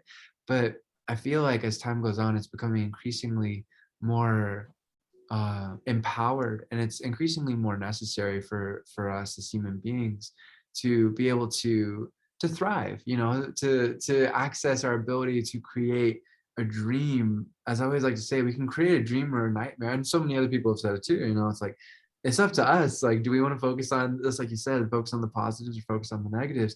Do we want to Yeah. focus on the limitless potential to create, or do we want to limit ourselves and then be miserable and then, like, oh, I'm Yeah. miserable because the universe is out to get me? No, like, dude, you limited yourself. You are the as I always Universe. like to Yeah. say, like, Anything can happen, dude. Like the perspective. yeah, Sometimes when someone loses a job, they're like, I lost my job. It's the end of the world. I don't know. I'm scared what's gonna. And then another person, great. Now I can start over. Anything can happen, dude. It's your perspective. They did an experiment, and I talk about this. I'm a broken record, but I'm gonna say it again because science. I learned through science. I learned through spirituality. I blend them together, and that's kind of how I live my life. They wanted to see if your reality would change based on the label of lucky and unlucky. They had a bar, and right at the doorstep they put $10, just kind of half out half in, and there was 4 tables. At one of the tables there was an investor. So they had 2 people. They sent 2 people in. One labeled themselves, I'm extremely unlucky. Another person said, I'm extremely lucky. So the lucky person walks in immediately because they're optimistic and lucky. They see the $10. They pick it up. Oh my gosh. They walk in, they sit at the same table with the investor, strike up a conversation because they're in a good mood. Immediately that investor invests in their business. They walk out. The unlucky person walks over there. They're in a bad mood. They walk over the $10 bills. They sit down at the table, do not strike up a conversation. It's over. Then they interview them. They ask the lucky person, how'd your day go? It was so good. It was so lucky. I found $10 bills, and you'll never guess, but I got an investor just from talking. It was a great day. They asked the unlucky person, what happened? Just another day. Nothing eventful happened. I just went to this coffee shop and I left. They were living in the same reality, but their mindset was different. So that's why I'm going to still preach the law of assumption till I die. I'm going to tell people, look, as long as you focus on positivity and you're not fake positive. If something bothers you, let it bother you, cry it out, use it in your art. I try to do this with acting. I do this with writing. When something really pisses me off, a breakup, I'm like, I'll write it out. I use it for character development. But then get back in I'm so grateful I'm here. I'm grateful I have my freedom. I'm grateful I can go wherever I want. I'm grateful I can walk outside and get some fresh air. I'm grateful I have a TV. I can watch something. I'm grateful I have a notebook. I can write something and be in that vibe. So that was just an impactful example I wanted to show, but I believe that 100% your thoughts create things. Listen to your intuition. Bam, boom, woo. yeah, yeah, beautifully put, 100%. And it's, I think that that's probably one of the greatest things I've found studying astrology is excuse me, is there is no bad energy. Truly, there's no bad energy, there's no bad transit. The most difficult transit that I've seen a person can experience, transiting Saturn in the 4th house, is also the most formative. When I experienced that, that's when I started making music completely on my own. It changed my life. It's when I started doing YouTube videos because I just had the time and space to be able to express that. That's what my interest was, you know. I had just dropped out of college for, I mean, seemingly to me at the time, I was like, okay, I'm done. I'm now going to focus on what I'm passionate about. Eventually I went back and finished, but it's I kind of derailed again. It was such oh right, it was such a difficult time, but it was also so great for me in the long run. And I remember feeling during that time tremendous anxiety because I had so much to create, I had so much to figure out, and I didn't even really know like that's what I was doing at the time. It was just like, this is what I feel, this is what I got here, world, you know. And I look back at those videos and I'm just like, wow, it's amazing people still watch those because they're, you know, like the content was good, the heart was there, the vision was, you know, was ideal. And but the video quality, the audio quality, you know, I'm wearing a bathrobe, my hair is all crazy. Wait, are you talking Like, about your oh my, older videos? No, that's how I found you on YouTube, because it was like, I don't know, 5 years back. It was the only video that resonated with me for Aquarius Mercury, because I remember I started digging into my own birth chart back before I did readings. And I was like, what does it mean to have an Aquarius Mercury? And they're like, oh, well, this guy had, but they were an Aquarius Mercury. I was like, I want to know from someone. And I believe you have a Gemini Mercury, but the house is in Aquarius. that's Or correct. Nice. okay, cool, Yeah. nice. So yeah, with that, I watched it and I was like, cool, someone that has the same energy as me, the same thoughts, so I can kind of trust them. And then they seem very knowledgeable. So I like watch it. I was like, whoa. And then I started looking at other things. I'm like, oh, here's something more recent. Oh, wow. Oh, wow. Nice. So that's like, and like a lot of people, they'll go on my old videos too, when I had long hair, before I came, like feminine, crazy, just all over the place. I didn't script anything. I was just like, no, no, no, no. Oh, whoops. No, no, no, no.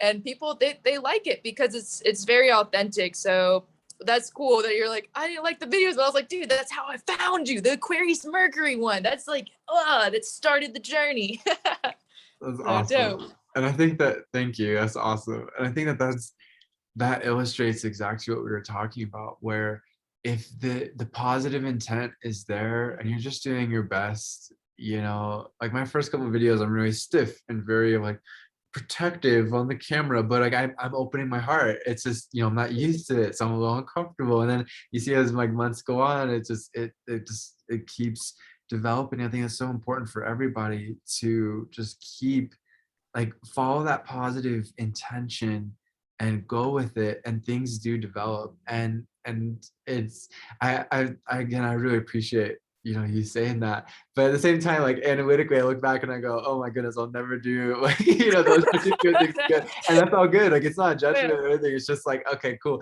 And it is funny because I've had this conversation before with some other individuals, and they said the same thing, like, no, I was like, it was, your heart was there. I'm like, that's cool, like I'm glad you saw through all the you know, all that to see that. That's beautiful. And it's so truly, I mean, it's so humbling. I think especially like what I intuit and seek to invent for my own personal future. It's like I'm ready to grow, especially with the next couple of years. I'm ready to grow to be in a positive, I think, and you know, so are you. It's a really exciting thing. It's like we're ready to grow to be able to influence so many people. And I don't, you know, influence is one of those words that can also fall into like the shadow part where people are like, oh, I'm an influencer. It's like, Yeah, are right. you doing it like in a good way, like a positive way? You know, again, they're each their own. Good But intention. like, yeah, like, to be of a real positive influence for anyone who is interested.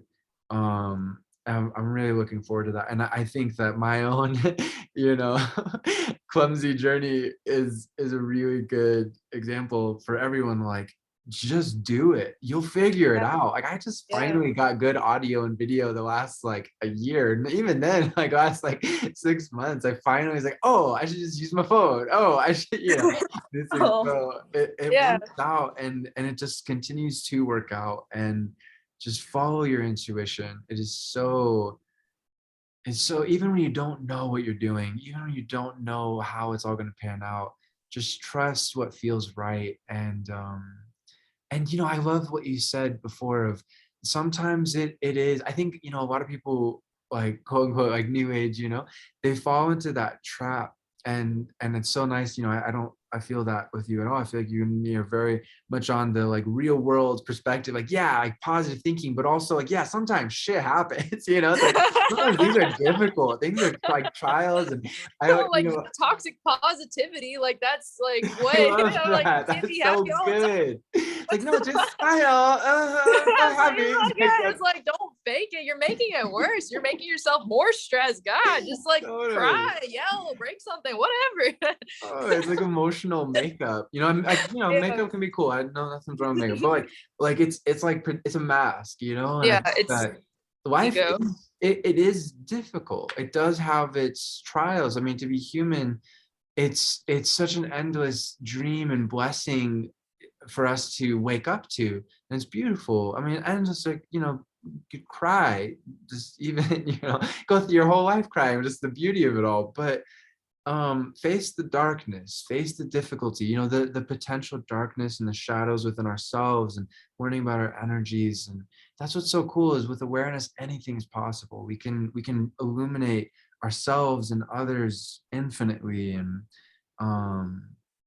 I think, just going off of what you were saying, when you're going through a hard time and they happen, look for the positive. Look for what you can build out of that difficulty. Look for how you can grow and transform yourself. And then all of a sudden, like I was saying, like Saturn in the fourth house, which is the hardest transit we could go through in so many ways, is also the best transit we could go through in so many ways. It changes our lives for forever, and we just continue to grow. And it's just, again, it's unlimited potential. But we have to have, it's just like you said, we have to have that mindset. We have to seek, we can't use our power. I always like to say, like, we're all like drops in the infinite ocean of God. And that's a beautifully humbling and beautifully empowering thing. Yeah. And we have the ability to create nightmares out of our lives. Like, if you want to be miserable, we can, but Yeah. you can't be expecting a dream to just like happen if you're busy creating a nightmare for yourself. So Yeah. again, it's to each our own, like, formula to figure out for ourselves. But learning as much as we can about ourselves is essential. About each other, to strengthen our relationships, is essential. But that's it. Like, that's really it. And then we just keep going with that path. And I mean, who knows where it could lead, but it'll lead into good directions as long as that intention is positive. And I feel like that is what this age is all about, is Yeah.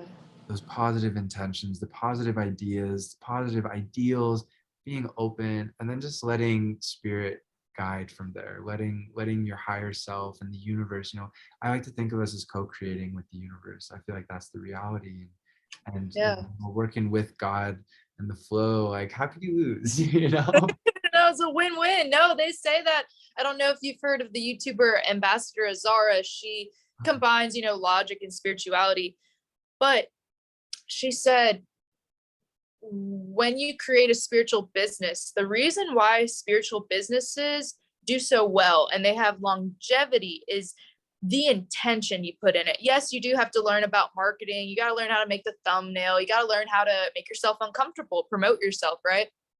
But you have this intention that I'm doing this because I was made to do this. I'm doing this because I want to convey a message to other people. Like, I'll just use an example. Some of the things I teach about, I want to teach others because I'm like, holy shit, dude, you can change your reality from your mind. That's really cool. Also, empowerment. I don't want any, my purpose is freedom. I was put on this earth to find my own freedom and then show others how to have your own freedom, financially, physically, mentally, with myself. So every time I do a video or I'm like marketing something or putting it out, I'm like, okay, I want this to help their freedom.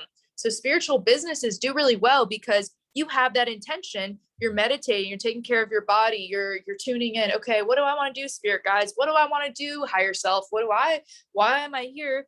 And you put that into your business. It does really well versus somebody else that I want to make as much money as possible. I want to, just like, like go shortcuts, right? So I feel that, with your intuition, all that, when you put that intention out with the Age of Aquarius into any spiritual business. And I learned this with YouTube. I spent a lot of time kind of, oh, I need to learn more. I just said, you know what? I'm going to do it. I'm going to do the best I can, but I have a good intention behind it. And I know that if I assume with the law of assumption, people are going to like this. This is really going to impact someone's life. I'm doing this because it's my purpose. It's my passion. I'm a teacher. And regardless of what happens, it's going to be good. This is, so kind of, man, I forgot the point on there, but tying that all together, Age of Aquarius, like doing stuff because you're made to do it, embracing those weird things that traits that make you strange, and also embodying your Leo energy more, dude. I've been learning that. I don't know if it's that Lionsgate portal on the 8th next Monday, but I've been, you know what? I do want to dance in this hotel room and sing and be loud and just embrace that. I do want to make something and actually advertise it and take compliments better, give compliments more, and actually showcase things. Whereas before, I'm an Aquarius sun, oh, it's okay, like, no, that's all right, like, no, it's like kind of like push it away, versus, you know what, this is good, you know what, this is great. And that quote comes to my mind, man, I forgot who said this. It said, ooh, let me think. It was something like, being great, perfectionism isn't being perfect, but showing others how you embrace your imperfections. There we go. So how you it's like, it's not about being perfect, but it's about showing others how you embrace your imperfections, right? So having that as a leader, Aquarius energy, you know what, I want to start my own business and like teach people, and I'm going to showcase it with my Leo energy, say, you know what, this is great, this is good, and I have a pure intention, so I'm not going to be narcissistic, but then also saying, you know what, I'm learning. It was trial and error. There we go. But being humble with it and saying, you know what, I'm not perfect. It's cool. Then it all kind of flows. So that's my thoughts with all the Age of Aquarius. Beautiful. There's several things that are so good that I want to speak on. It's all good, but there's certain things that kind of sparks inspiration. Kind of working backwards. So yeah, with leadership, I read this book recently called The Culture Code, which is fantastic, that focused on like successful organizations. And again, with the Age of Aquarius being about the collective of humanity, I mean, the largest, greatest organization known to humanity is humanity. And a key thing that I found in those successful cultures was leaders created a culture of vulnerability where they were very honest of, hey, I don't know this, or hey, we're not doing this so well, or like it wasn't like I'm the leader and we're all so great and I know everything. It's like, no, this is what's real, like this is what's up. We need to do this. I don't know how to do this. Do you know how to do this? Like it got people to actually open up and share. And I think that's so important for all of us, because that can be a tendency for Aquarius and Leo energy is, oh, I have all the answers. Like, the shadow part or the unconscious part is like, and I found, I did this when I was way younger. It's so laughable, it's like, oh yeah, I know so many things, or like, this is my opinion. I know so much about it. It's just like, oh my gosh, shut up. My mind is so the mind ego, I think, is a very real thing. Like fire energy, yes, is ego in its greatest manifestations as well as challenges. And we all have, that energy within us. But I think the mind ego is so there too, and I think a lot of people can fall into that unconscious trap where it's like, oh yeah, I know. Again, like I was saying, like I think it's so important to pay heed to Socrates' wisdom, that I know nothing. I will continue to grow and ask questions and learn and understand, and I will never, doesn't matter how accomplished, even like we do. I think some people might misunderstand that saying is like, it's not that we don't come to conclusions about things. It's like, I've come to the conclusion so many times about tropical astrology. Okay, how does it function scientifically? How does this make sense? Does it make sense? What should we focus on? What is more like not so important to focus on? Okay, it's like, and we do come to conclusions though. We can figure stuff out. It's just still having that humility always of just hey, this is my perspective. This is what I have learned, or what I feel, or what I think. And what do you think? What do you feel? I think that's so important for all And of we us. would get bored too. Mm. Yeah. Like, we would get, sorry to interrupt, but we would get bored too as humans. Think about it. If we knew all the answers of the universe right now, if I already know how the Age of Aquarius is going to go the rest of the year, the next 10 years, I would get so bored.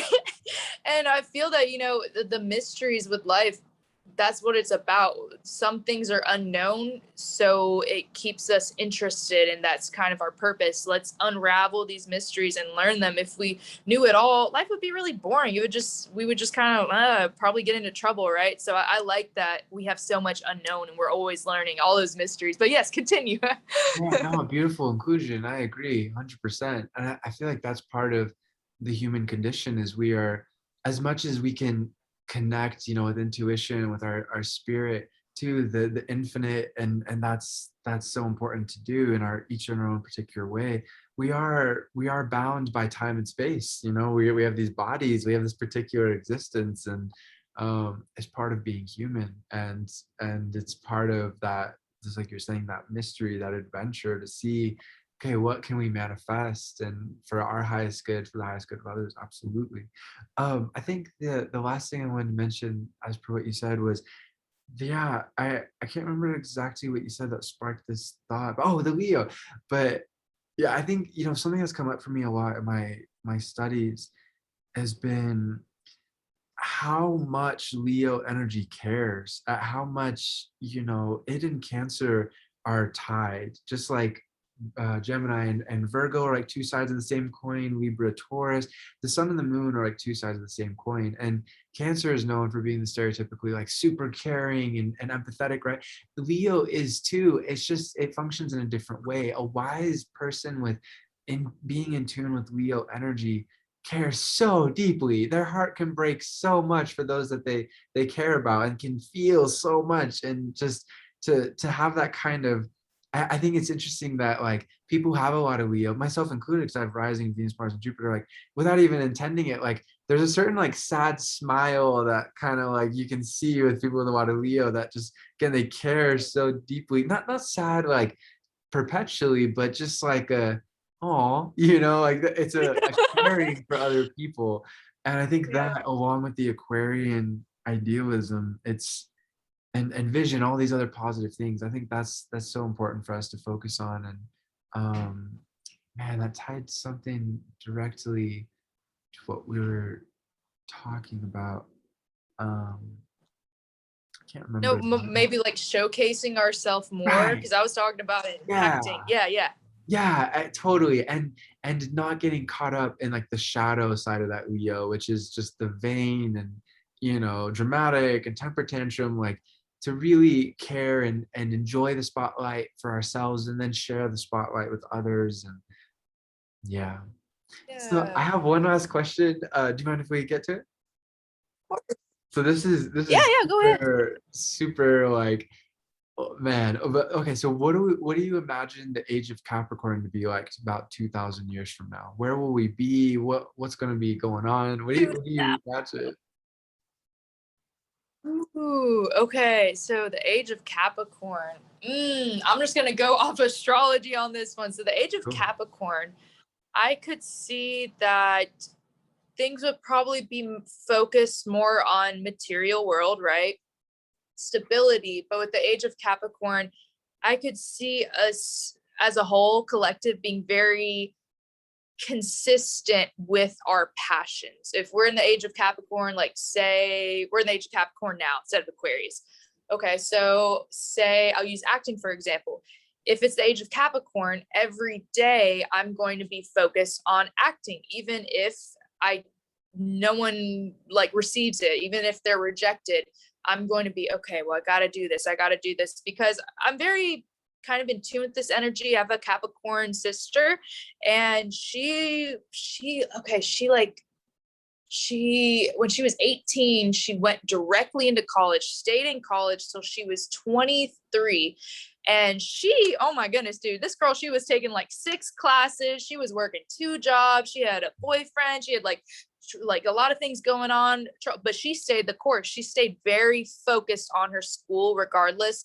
And then at the end, she graduated and she applied for a job that was for a CPA. She's going for accounting, right? And it was 2 years ahead of time. They called her back and they said, hey, this is closed, but we have a better job for you. She got the job, and it was like, it's basically her career. It's like, it's done now. It's over. Like, it's in the best way. She already got it. She's set for life. The accountants make like about 100,000 a year. So because she stayed the course 18 to 23 and she said, no, I'm going to do this. I don't care if the boyfriend's breaking up with me. I don't care if I'm working this job, if there's house. She was very, very, and I remember I would hang out with her. I'm like, can we hang out, Naomi? She's like, I have to finish this first. I'm like, ah. She's like, just chill for 2 hours. But that's Capricorn mentality. So if we were in that age of Capricorn, I could see us all being very, very focused, prioritizing our work, and then play after.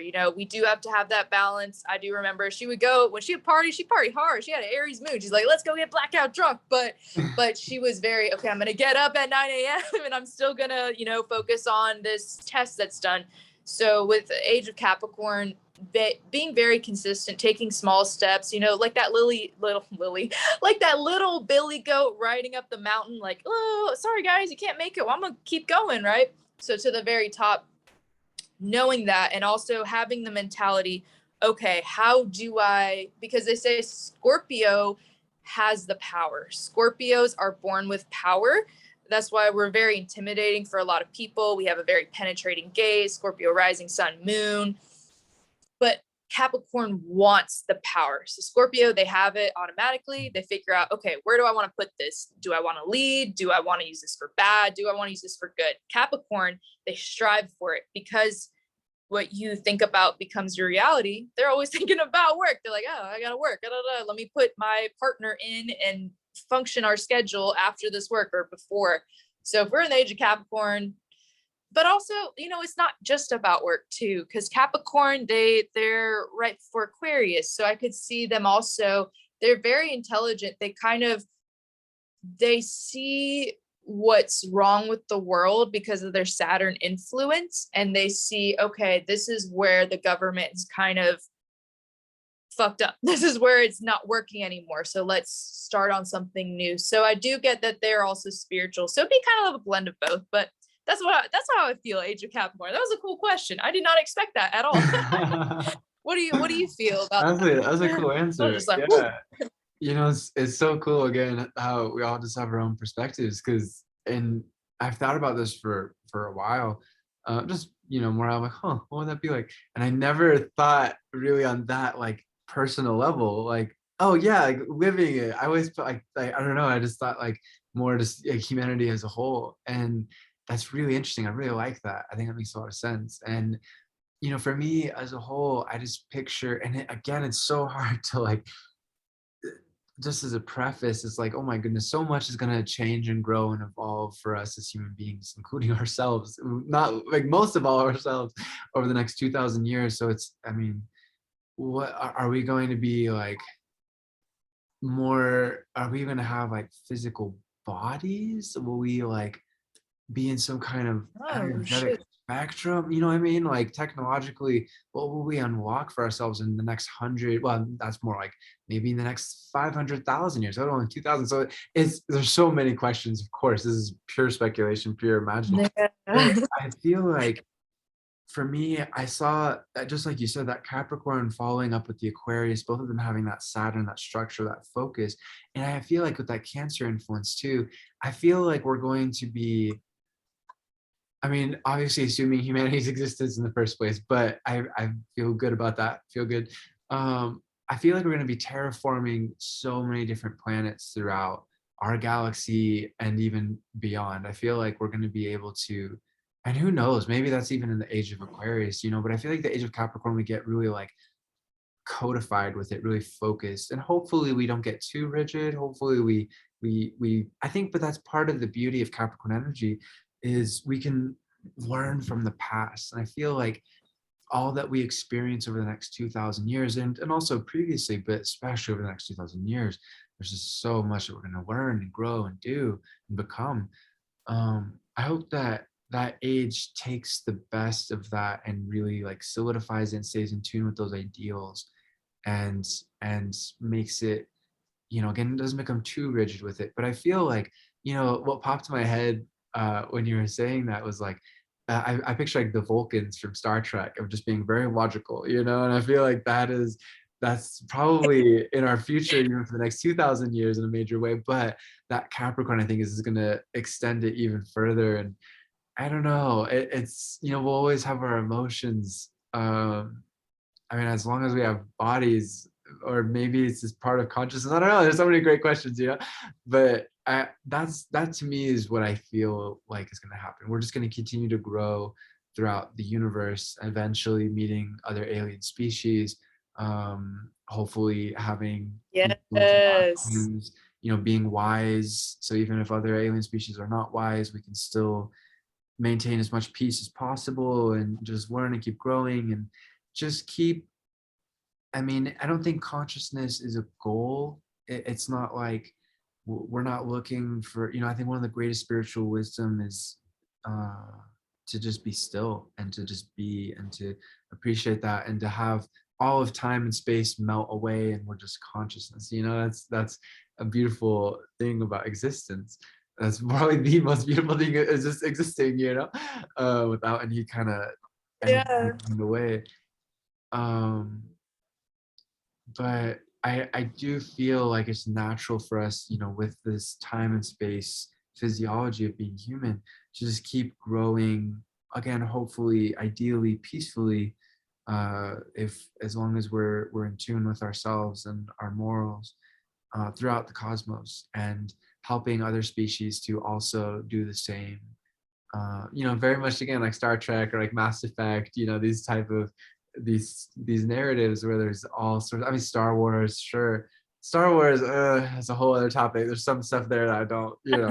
I think Star Trek is a better example in a lot of ways. It's more like a hierarchy of power, of universal power and whatnot. It's so frustrating with Star Wars that went that direction. Yeah. Anyways, you know, I feel like that's our future, and logically it has to be. And I feel like, I don't know, I feel like with that Capricorn, we're going to be able to really focus and take it to a whole other level. But again, even with the next 2,000 years, it's like, oh man, like 2 years with all of that's happening, 2 months, you know, it's so much can happen and change, let alone 20 years, let alone 200, let alone 2,000. So I don't know, but it feels like it's going in a good direction. And if it stumbles or set speed bumps, I have ultimate optimism and faith in humanity to figure stuff out. We can sometimes drive it to the last possible second, but we are very resourceful, and ultimately we do figure stuff out. I certainly hope so, Yeah. you No, know, I agree. but I hope so. I feel that. No, we will. No, we're gonna figure it out. I feel that you said that it could happen, you know, within a few months from now, a year from now, 2,000 years from now. I feel like the more you spread awareness, just what is possible, or saying, for example, me saying we can telepathically communicate.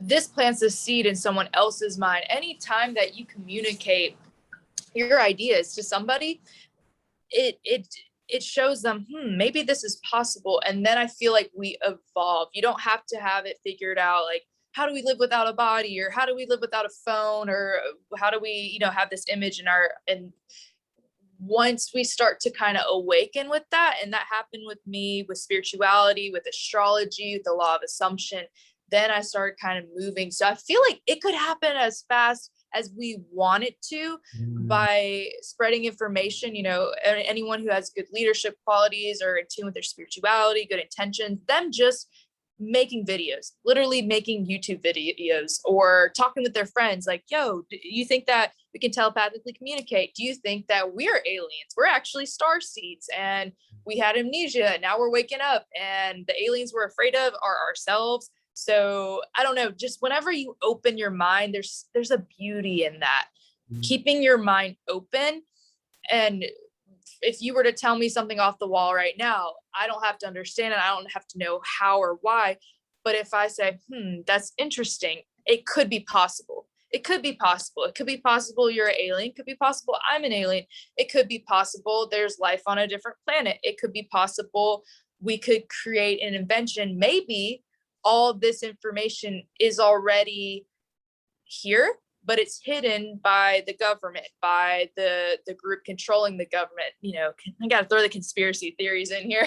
Age of Aquarius, but maybe it's there, but it's once we look and we start asking why, and we start using our mind, and we turn off the social media for a day, we detox, and then we learn. And I don't know, it's super cool. So yeah. Yeah, Oh beautifully man. put.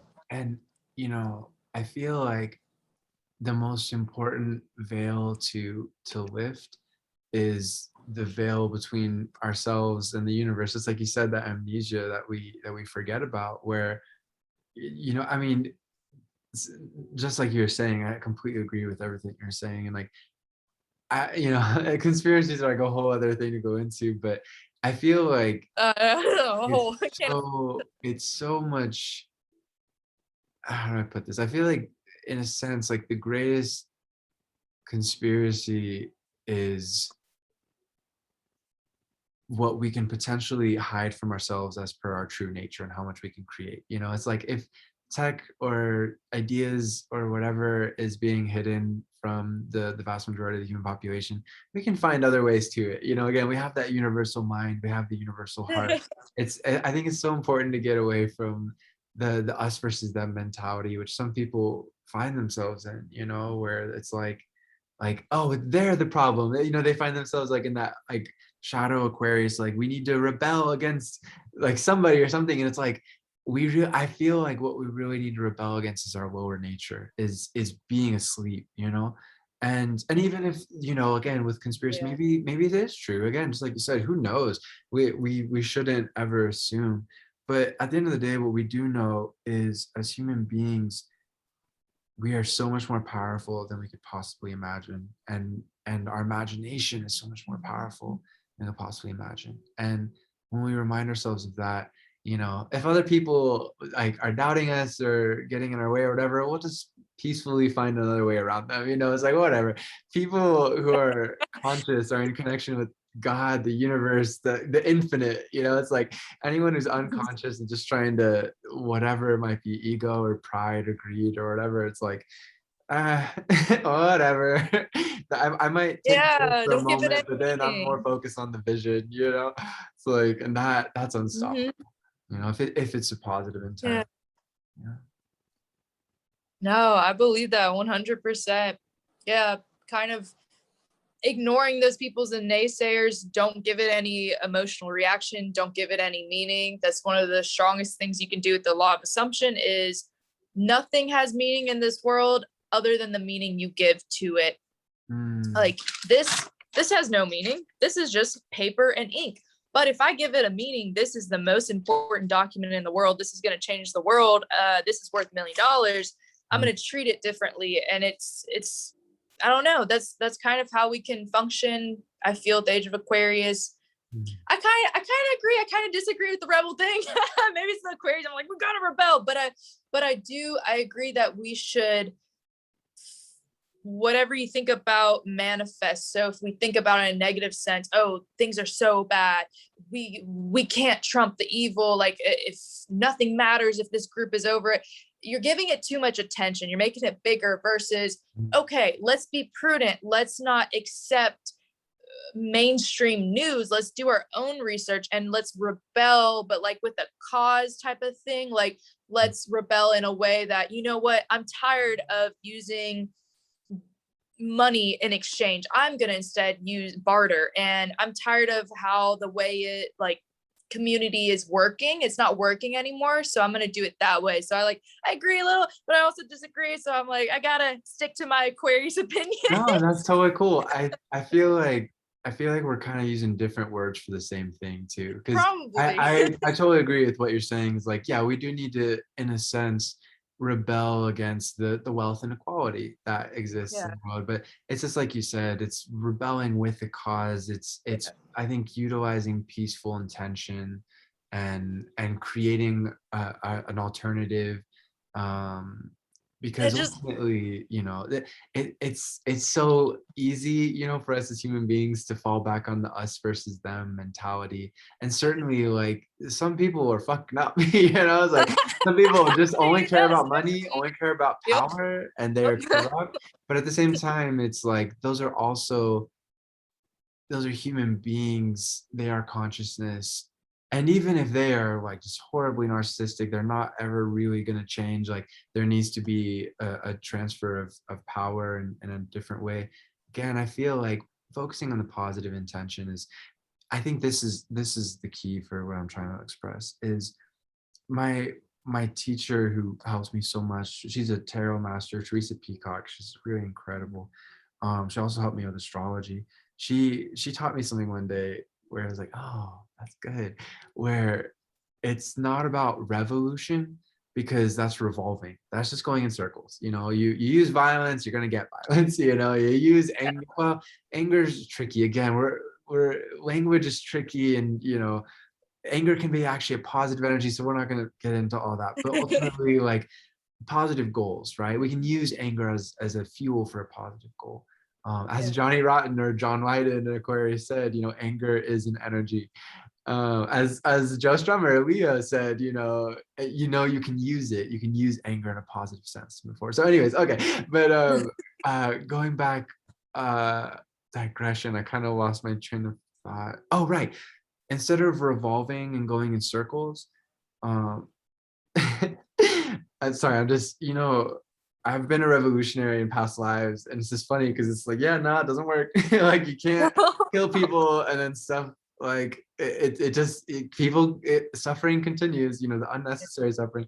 I think instead of revolution, the key is evolution. It's to evolve. And when we get past this idea of us versus them, as much as, again, there's certain individuals I'm like, ugh, that person sucks. They're so selfish. Like, they don't care about anyone other than themselves or their money or whatever. Like, again, it's not so much like accepting the negativity, or like embracing the dysfunction, in any kind of way. It's more like, what I mean is just like, okay, how can we get to the ultimate higher manifestation here? It's not about us versus them. It's about, us all growing as much as possible. And if that person won't grow, so be it. But we'll outgrow that person. We'll grow without them, and we'll find another means of success, another means of solving the problem. Yeah, that's what I mean. And I feel like we're on the same page. We're just, language is tricky sometimes. Oh, I like that. No, I like what you said. It's not revolution, it's evolution. So Great, right? She is all rooted this- Aquarius. Go figure. yes, I'm down for it. I love it. All the Aquarius energy. Yeah, knowing that, I feel that. And the pen is mightier than the sword. That came to mind when you were saying you can't fight violence with more violence. Yeah, language, communication, self-awareness. So I feel that too. The Aquarius energy is all about self-awareness, evolution. Aquarius, we get kind of a bad rap sometimes because we go on a hiatus. We literally go MIA. We turn our phone off. We disappear for weeks, days. Everyone, my family knows this. My friends know this. They gotten used to it. Other people, they're a little scared by it. They're like, "How do you do this?" I'm like, I don't know. But what How'd we you find do, me? yeah, right. Like, how are you out here, man? Like, where's your phone? Oh god. Okay. Oh shoot. I totally lost it. Sorry, I didn't mean to. You're saying like we No, can no, no, go no, no, no, somewhere. no. The hiatus. Oh, okay. So yeah, here we go. So with the Aquarius, what we do, we seek solitude. So because Aquarius, when you have an Aquarius Mercury, right, you have a lot of thoughts coming in all the time, kind of like Gemini, but it's I want to say it's weirder because I feel like Gemini, they'll go research something and they'll think about it. Where Aquarius, we're just chilling and we have, oh, what is this even real? Like, what is this? What a weird human exchange. Why do we kind of those weird thoughts? So with Aquarius Mercury, we will go seek solitude so we can organize our thoughts, so we can kind of sift out everything that's picked up and say, okay, what is my energy? When we do this as Aquariuses, then we have our epiphany and we know who we are, we can communicate it efficiently, very directly, and use that lightning bolt energy. And that's how we help other people. So I feel like with the Aquarius energy evolution, once we know ourselves, we take that time to seek solitude. Okay, here's a good plan. Okay, this is good. This is outdated. Let me reevaluate. Let me present this to others, and then we help others. So yeah, it's all about evolution. You've got to help yourself, then you can help others, and then they help others. It's a little nice little ripple thing we got going on there. So that's what sparked within me from you saying that. Totally.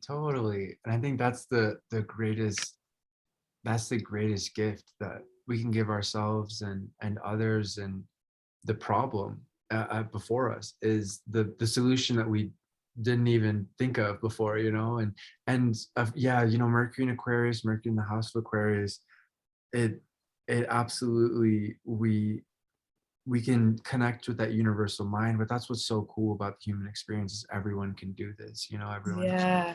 And that's so important for people to connect, just like you said, to go inwards and to find it. That animal totem of the wolf that's why I have it tattooed on my chest, is that is Aquarius energy. It's an individual, the lone wolf, but then it's part of the pack, and it comes back to the pack and it offers that guidance, that teaching, and then it goes back on its own to figure stuff out and commune with the universe. And then it comes back, and it's just this beautiful. Yes. And when you said that, somebody came to mind, and goosebumps erupted, was Martin Luther King Jr. had Mercury Aquarius, and just that mindset of, even, shout out Malcolm X. I totally understand where he was coming from in so many ways. But I feel like Martin Luther King Jr., like, history shows that peace and evolution, and no, we can't separate, that's not a final solution, that's not that doesn't really solve the problem. We've got to unite, we've got to communicate, we've got to unite as far as protest, but also as a society. We've got to be able to help each other, understand each other, and unite in a way that's never happened in human history. Because in human history, it's always been oh, this is my tribe, that's their tribe, they look different from me, even let alone race, but also oh, their hair is kept up and we keep our hair down, kill them. It's we have a lot of evolution that we've been evolving, especially in the last half century or so, maybe 70 years. And there's still a lot to go, of course, but we've made so much progress. And it just goes to show, I feel, the scientific truth that as human beings, there's no difference. Race is a surface level thing. It doesn't matter. At the end of the day, we are deeply all human. And that goes for sexual orientation, for gender, it goes for every attribute of whatever. We are all human. And I kind of lost my train of thought too. Something that came to mind is just finding the most humane solution, the solution that brings out our best humanity. That's always, oh, that's what I was going to say with Martin Luther King. He was looking ahead. And again, regardless of whether somebody has that Mercury energy or not, I think we can learn from Dr. King in this respect, where he was looking ahead, so far ahead that people around him were saying, no, that's not the way. We need to get violent. We need, again, shout out to Malcolm X. He had his points, I understand, but I think history has shown that Martin Luther King's vision was overall the right one. Again, Malcolm had great points in other respects, as per self-defense and needing certain things, for sure, that Dr. King wasn't necessarily focusing on. But as per the overall vision for humanity, uniting peacefully, lovingly, with understanding, really evolving for all of us, white, black, whoever. He had the right vision. He was looked down upon it. He died for it. Hopefully the deaths are phasing out here on planet Earth, for all that. But yeah, that's so important. And that kind of goes back to the same thing, is just as long as your intention is positive, go forward with your vision, and it will take root in the hearts and minds of other people. No, I love it. No, and they say the reason why Martin Luther King differentiated from other people, because there was a lot of people said, hey, racism, that's not the way. This sucks, guys. Let's throw this out. They do say the reason why he was so successful wasn't, he was doing something different, more so as he communicated behind a cause. And Steve Jobs, terrible comparison, but like he has Aquarius and he says, I believe, right? Right. So I believe in this. And so when you communicate very firmly, I believe, people are going to show up, not for you, not for, the human body, but the cause. I believe in this. I believe that men and women are created equal, regardless of the skin, the color, whatever. We should all be treated with equality. He preached this belief very strongly, and that's why so many people showed up, because yes, he had the confidence to do it. It was his passion. It was probably his purpose, his main purpose on the world. That's why he didn't let anything stop him, and he got further than most and changed the world, right? But with that, it was his belief. So I feel that with Aquarius energy, we all hold this within us. If we can communicate efficiently, this is what I believe. I believe we should all be free. I believe that we should make a change. People are going to start showing up for you, and it's not you. I mean, yeah, it is you. Yeah, you're special, you're different, but it's also you being very confident in this. This is what I believe. This is what I'm going to change. And, you can show up or not. I'm going to be here regardless. And then people are like, whoa, I believe in that. Yeah. Like, I don't know. That's something that popped in my head when you're talking about Martin Luther King. True.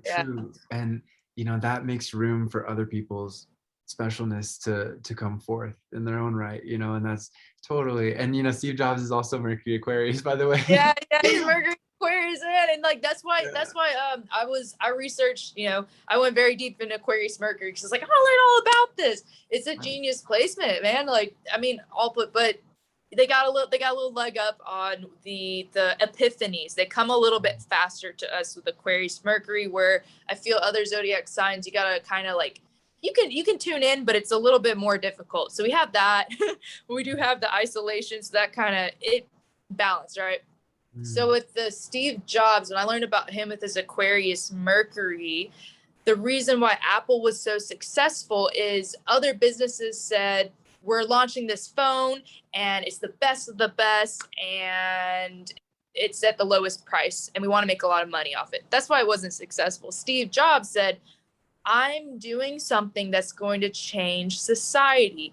This is going to make their lives easier. I believe in this. And he told all his employees while he was doing a speech, and it was really impactful, we're making the best products that will change the world. You're standing behind this cause. So people followed him because of his beliefs. Again, it's his beliefs. He communicated, and that's very Aquarian, right? We all have that energy too, but I like Aquarius because we're opinionated. We're like, nah, you're not going to change my opinion. They stay and they're like, I don't care. It's weird. This is my passion. This is my purpose. So with the Steve Jobs, I get that with him.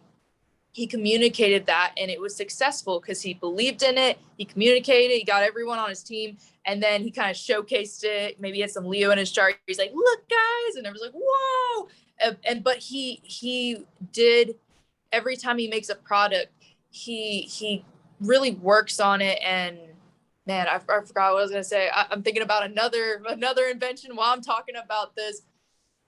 He still holds to his beliefs. He does the best he can. He does it in a better way. Every iPhone, whenever he had it, let's make people's lives easier. Let's change the world. Let's change the collective versus another company. Let's just make as much money.